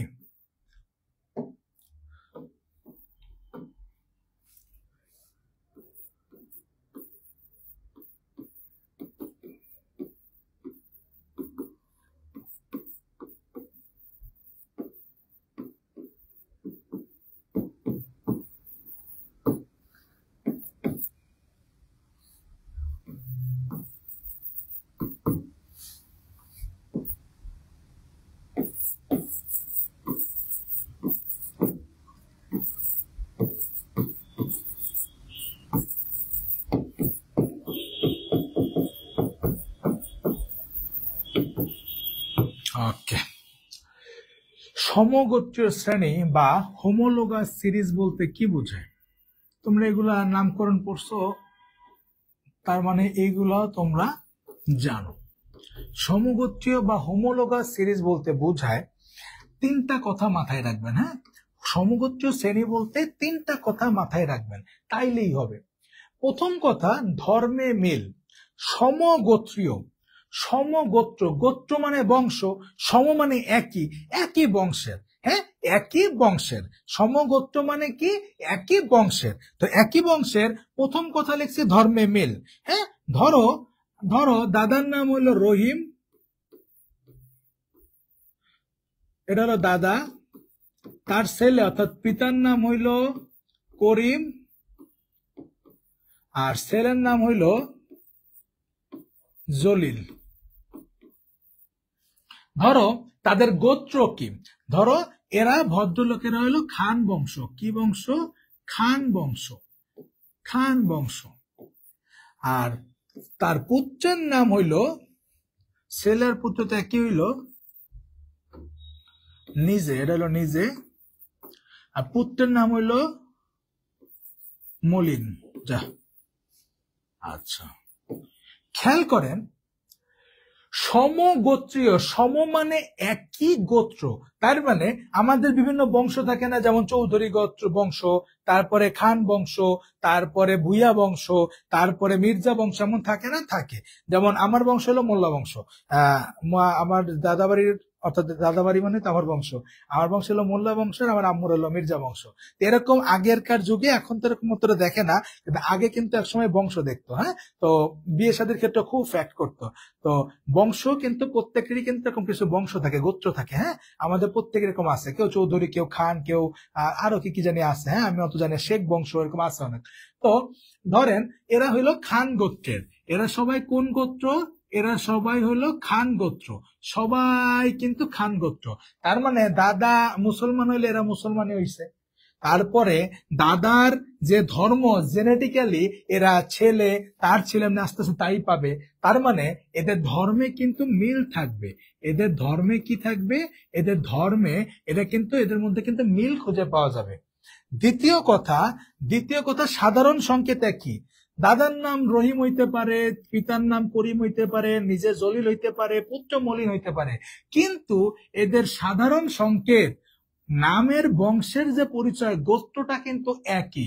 এদের সাধারণ সংকেতটা কিন্তু একই হবে। সাধারণ সংকেতটা কি হইতে হবে? একই। সবাই খান বংশ, সবাই কি বংশ? খান বংশ। এবং প্রত্যেকের মধ্যে ধর্মে কি থাকবে? যদি একই গোত্রের, একই কি বংশ থেকে আসছে, তার মানে মিল থাকবে। তাইলে আমরা সমগোত্রীয় জিনিসটা বুঝতে পারছি, যে যেই গোত্র হবে সবাই সেম গোত্রই হবে। হ্যাঁ, নাম চেঞ্জ হইতে পারে, এক একজন এক এক রকম হইতে পারে, বাট সমগোত্রীয় বলতে বোঝাবে এদের ধর্মে মিল থাকবে, সাধারণ সংকেত একই থাকবে। আর তো ক্লিয়ার হবেন যখন উদাহরণ দিব। ধরেন গোত্রের নাম হলো অ্যালকেন। গোত্রের নাম কি? গোত্রের নাম হলো অ্যালকেন। তো আমরা জানি অ্যালকেন মানে তার সাধারণ সংকেত কি? অ্যালকেন মানে তার সাধারণ সংকেত হইল CnH2n+2। এখন এইখানে বাপ দাদা চাচা এইগুলা নাম চেঞ্জ হতে পারে, কার্বন সংখ্যা ভিন্ন হইতে পারে, কিন্তু ধর্ম এবং সাধারণ সংকেত কি হবে? একই হবে। যেমন দেখেন CH4, এর নাম, ভদ্রলোকের নাম কি? মিথেন। CH3, এই ভদ্রলোকের নাম কি? ইথেন। CH3, CH2, CH3, এই ভদ্রলোকের নাম কি? Propane. CH3, CH2, CH2, CH3, এই ভদ্রলোকের নাম কি? Butane. CH3, CH2, CH2, CH2, CH3, এই ভদ্রলোকের নাম কি? পেন্টেন। কেমনে বুঝলাম? 1 2 3 4 5টা কার্বন। হ্যাঁ, একটা কার্বন থাকলে myth, ইথ, pro, বিউট, paint, hex, Sept, অক, নন, ডে কিভাবে যাবে, তাই না? জি, 10টা পর্যন্ত জানলেই হবে, 20টা জানলে কোনো সমস্যা নাই। 20 মানে কি কোশ্চেন, তাই না? আচ্ছা, এবার খেয়াল করেন, এটার সবাই কি, সবার সাধারণ সংকেত এক না? দেখেন তো মিলান। এখানে কার্বন সংখ্যা 1 দেন, দেখেন CH4 আসে। কার্বন সংখ্যা 2 দেন, দেখেন C2H6 আসে। কার্বন সংখ্যা 3 দেন, দেখেন C3H10 আসে। তার মানে এদের প্রত্যেকের সাধারণ সংকেত হলো CnH2n+2। তার মানে সাধারণ সংকেত একই। দ্বিতীয় কথা, যেহেতু এরা সবাই অ্যালকেন, তার মানে এদের প্রত্যেকের ধর্মের কি আছে? মিল আছে। এদের প্রত্যেকের ধর্মে কি আছে? যেহেতু সবাই একই বংশের, একই গোত্রের অ্যালকেন, সুতরাং এদের ধর্মেও কি আছে? এদের ধর্মে অবশ্যই কি আছে? মিল আছে। কারণ এখানে অ্যালকেন আর অ্যালকোহলের ধর্ম তো এক হবে না, না। তাইলে এদের প্রত্যেকের ধর্মে মিল আছে। 3 নম্বর বৈশিষ্ট্য আমি কি লিখছিলাম সমগোত্রীয় শ্রেণী? যে মিথিলিন মূলকের পার্থক্য। মিথিলিন মূলকটা কি? দেখেন, এটা হলো মিথেন। এটা কি? এটা হলো মিথেন। যখন এখান থেকে একটা হাইড্রোজেন সরে যায়, CH3 মূলক, এটা হলো মিথেন। যখন একটা হাইড্রোজেন চলে যায়, তখন তার নাম হয়ে যায় মিথাইল মূলক। তখন তার নাম কি? তখন তার নাম হয়ে যায় মিথাইল মূলক। যখন আরো একটা হাইড্রোজেন চলে যাবে, আরেকটা হাইড্রোজেন থাকবে না, তখন এটার নাম হইল মিথিলিন মূলক। তখন এটার নাম কি? তখন এটার নাম হলো মিথিলিন মূলক। মিথিলিন মূলক, কথা বোঝা গেছে? তাইলে এই একটু খেয়াল করেন কি লিখছি, মিথিলিন মূলকের পার্থক্য। এর মানে কি? এর মানে হইল সমগোত্রীয় শ্রেণী যারা, তাদের পরপর দুইজনের, উপরে নিচে যেদিকে হোক না কেন, পরপর দুইজনের মধ্যে একটা CH2 মূলকের পার্থক্য আছে। স্যার একটু উদাহরণ দেন, বুঝাই দেন। খেয়াল করেন, একটু মনোযোগ দিলে দেখবেন CH4 আর CH3 অর্থাৎ C2H6 এই দুইজনের মধ্যে দেখেন পার্থক্য কি আছে। দেখেন তো, এখানে একটা কার্বন, এখানে দুইটা কার্বন, তাহলে একটা কার্বনের পার্থক্য। এখানে হাইড্রোজেন 4টা, এখানে হাইড্রোজেন 3 আর 3 6টা, তার মানে দুইটা হাইড্রোজেনের পার্থক্য। তাহলে দেখেন তো এই দুইজনের মধ্যে কি একটা CH2 মূলকের পার্থক্য। এবার আসেন তারপরের দুইটার মধ্যে, দেখেন এখানে শুরুতে CH3, এখানে শুরুতে CH3, এখানে শেষে CH3, এখানে শেষে CH3, তাহলে মাঝখানে পার্থক্য একটা CH2 মূলকের। তার মানে এই দুইজনের মধ্যেও একটা CH2 মূলকের পার্থক্য। তারপরেরটা আসেন শুরুতে CH3, এরও শুরুতে CH3, এর শুরুতে CH3, এর শেষেও CH3, এর আছে CH2, এরও আছে CH2, তাহলে মাঝখানে দেখেন একটা CH2 মূলক বেশি। তার মানে এই দুইজনের মধ্যে আবার পার্থক্য একটা CH2 মূলকের। এবার আসেন তারপরে পর দুইটার দিকে রাখান, CH3, CH3, CH2, CH2, CH2, CH2, লাস্টে CH3, তাহলে দেখেন এখানে আবার একটা কি বেড়ে গেছে, CH2। তার মানে এই দুজনের মধ্যে পার্থক্য CH2 মূলকের। দেখছেন? তার মানে সমগোত্রীয় শ্রেণী যে আছে তাদের পর পর দুইজনের মধ্যে সবসময় একটা মিথিলিন মূলকের পার্থক্য থাকবে। স্যার এইটা কি শুধু অ্যালকেনের ক্ষেত্রে? না স্যার, এটা যে কোনো সমগোত্রীয় শ্রেণীর ক্ষেত্রে। এইটা স্যার CnH2n+2 না, CnH2n+2 এটা দিছি। ও আচ্ছা, হ্যাঁ এখানে 2 হবে। হ্যাঁ আচ্ছা স্যার, সোয়ানীয় মূল্যবংশ আইতেরি না, 20-22টা মূলক মুখস্থ করা লাগবে না। অ্যালকিন, ওই যে একক বন্ধন, দ্বিবন্ধন, ত্রিবন্ধন, এগুলাই কার্যকরী মূলক। আচ্ছা ডান, ওকে। এবার আসেন স্যার, এটা কি শুধু অ্যালকেন? না, দেন একটা অ্যালকোহলের উদাহরণ দিই। ধরেন একটা অ্যালকোহলের উদাহরণ দিই। হাই ফাঁকা শেষ, একটা ডিলিট করলাম, যাই হোক। এবার একটা অ্যালকোহলের উদাহরণ দিই। অ্যালকোহলের সাধারণ সংকেত কি? CnH2n+1OH, তাই না? অর্থাৎ এটাকে আমরা জানি অ্যালকাইল মূলক বলে, ROH। আচ্ছা যাই হোক, ওইটা আমার এখন মেইন বিষয় না, আমার মেইন বিষয় দেখেন, যখন মিথানল CH3OH, ইথানল CH3CH2OH,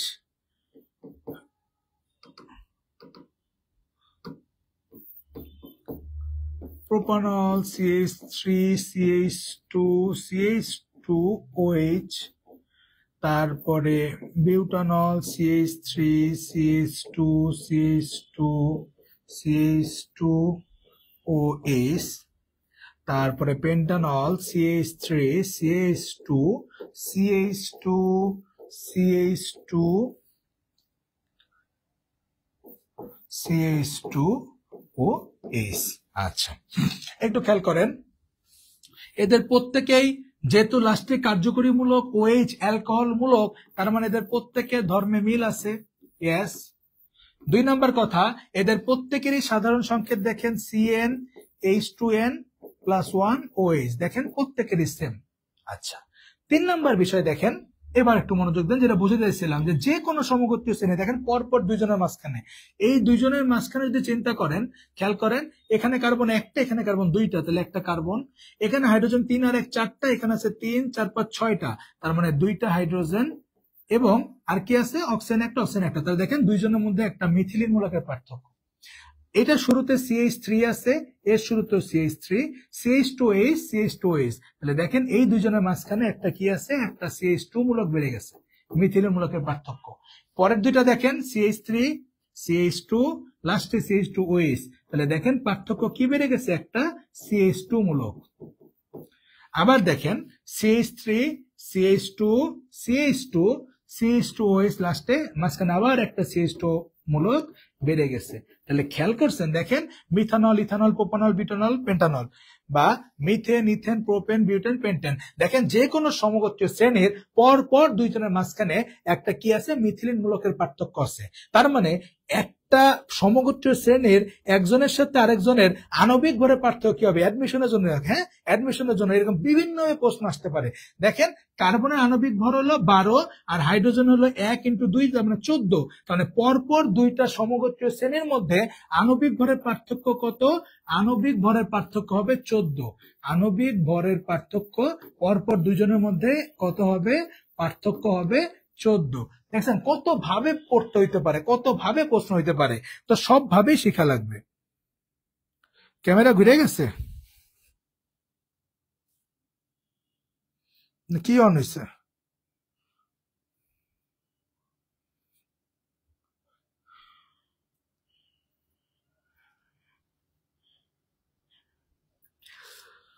একটা এইচ থাকলে কি হবে নাম, মানে বুঝে নাই।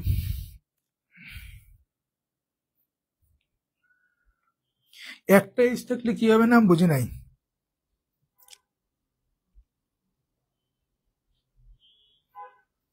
বেশিক্ষণ না, শেষ শেষ, খেলা শেষ। স্যার একটা হাইড্রোজেন থাকলে কি হবে নাম? একটা হাইড্রোজেন মানে বুঝে নাই তোর প্রশ্ন। একটা হাইড্রোজেন মানে বুঝে নাই, শুধু একটা হাইড্রোজেন। খেলা তো কার্বন নিয়ে, জৈব যুগে খেলা হলো কার্বন নিয়ে, হাইড্রোজেন প্রতিস্থাপিত, হাইড্রোজেন তো আবার কিছু নাই, খেলা কার্বন নিয়ে। ছুটি দিয়ে দেবো এখনই, এই টপিকের আগের টপিক। শুধু হাইড্রোজেন থাকলে তো আর হইলো না, শুধু হাইড্রোজেন একটা থাকলে আমি বুঝি না। এই টপিকের আগের টপিক তো কার্যকরী মূলক, কার্যকরী মূলকে আমি বুঝি নাই তোর কথা মিলা, আমি বুঝি নাই।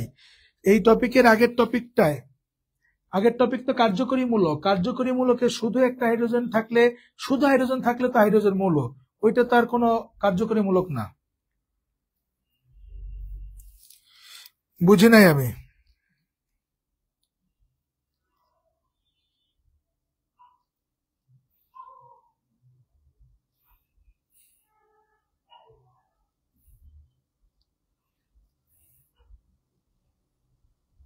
ও আচ্ছা, বুঝছি বুঝছি, ওই যে ইসের কথা বলতেছেন,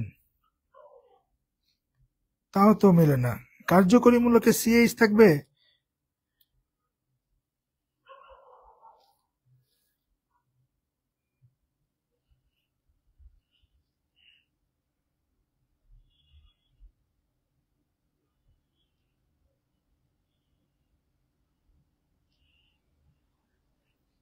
আমি বুঝি নাই রে আপনার কথা।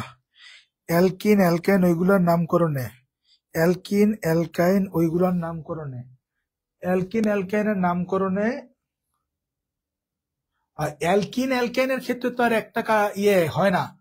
অ্যালকিন অ্যালকাইনের এক কার্বন বিশিষ্ট হয় না, ওদের অ্যাটলিস্ট 2টা কার্বন লাগবে। হ্যাঁ অ্যালকিন অ্যালকাইন শুরুই হবে ইথিন ইথাইন থেকে। হ্যাঁ একটা কার্বন বিশিষ্ট, একটা হাইড্রোজেন বিশিষ্ট হয় না। ঠিক আছে, অ্যালকিন অ্যালকাইন একটা কার্বন বিশিষ্ট হয় না। ওকে, বুঝছি আপনার কথা, বুঝছি আপনার কথা, এক কার্বন বিশিষ্ট হয় না। এই মিথেন হইতে পারে, আর অ্যালকিন অ্যালকাইন শুরু হয় 2 থেকে। হ্যাঁ এক কার্বন বিশিষ্ট হয় না। আচ্ছা, তো এবার আসেন, এই এতক্ষণ যে কথাগুলা বললাম সেই কথাগুলো এই যে লেখা আছে, এই যে বিভিন্ন অ্যালকেন অ্যালকিন অ্যালকেন, এই দেখেন অ্যালকিন শুরুই হয়েছে ইথিন দিয়ে, ইথাইন দিয়ে, দেখছেন শুরুই হয়েছে ইথিন ইথাইন দিয়ে, দেখছেন ওরা এক কার্বন বিশিষ্ট হয় না। হ্যাঁ দুই অ্যাটলিস্ট, অ্যালকিন মানে কি কার্বন কার্বন দ্বিবন্ধন, তার মানে দ্বিবন্ধন হয়ে গেলে অ্যাটলিস্ট 2টা কার্বন লাগবে। ঠিক আছে, ওটা শুরু হয় একটা হাইড্রোজেনে, কিছু হয়নি।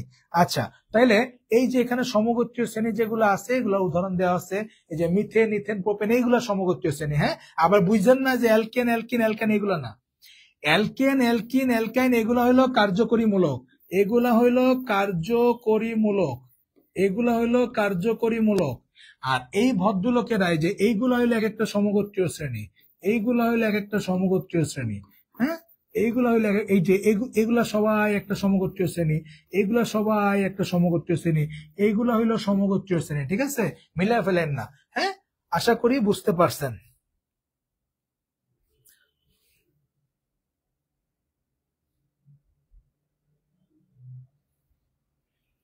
আশা করি বুঝতে পারছেন। ওকে, ডান। আজকে ক্লাসে যা পড়াইছি আশা করি সবাই বুঝতে পারছেন। আপনাদের ইনশাল্লাহ নেক্সট ক্লাস থেকে আমরা নামকরণে চলে যাব। আমাদের বেসিক কথাবার্তা মোটামুটি কমপ্লিট, সবাই বুঝছেন আমার বিশ্বাস, কমেন্ট দেখে তাই বুঝছে। যারা লাইভ ক্লাসটা করতে পারে না রেকর্ডেড করে ফেলবেন, জৈব যুগের একটা ক্লাস মিস করা যাবে না। কারণ আজকের ক্লাস যারা বুঝে নেই, কালকের ক্লাসে যখন আমি এগুলো নিয়ে কথা বলবো তখন তার এত ডিটেলসে যাবো না, তখন তাই বুঝাবো নামকরণ, তখন এগুলো যখন কার্যকরীমূলক বলবো, কার্যকরীমূলক কেনা না বুঝলে আপনি বুঝবেন না। এটা একটা সিম্পল উদাহরণ, এরকম প্রত্যেকটা ক্লাস একটার সাথে একটা কানেক্টেড থাকবে। তো সবাই ভালো থাকবেন, ক্লাসগুলো সুন্দর মতো করেন। দেখা হচ্ছে নেক্সট ক্লাসে। আর আরেকটা বিষয় হলো আপনাদের, আজকে হলো কি বার? আজকে হলো মঙ্গলবার। তো আপনাদের এই সপ্তাহে শুক্রবার একটা ক্লাস নিছি, শনিবারে নিতে পারি না, রবিবারে নিচ্ছি, আর আজকে একটা নিলাম, 3টা নিলাম। আমার শুক্রবারে একটা ভাইবা প্লাস একটা পরীক্ষা আছে। তো আজকে তো মঙ্গল, বুধ, বৃহস্পতি 2টা দিন আমারে রেস্ট দিবি। শুক্রবারে রাত্রে ইনশাল্লাহ একটা ক্লাস নেবো, ঠিক আছে? তো নেক্সট ক্লাস হবে শুক্রবারে রাত্রে। ততদিনে যা যা এই 3টা ক্লাস সুন্দর মতো প্রিপারেশন নিয়ে নেন। সবাই ভালো থাকেন, সুস্থ থাকেন, আল্লাহ হাফেজ।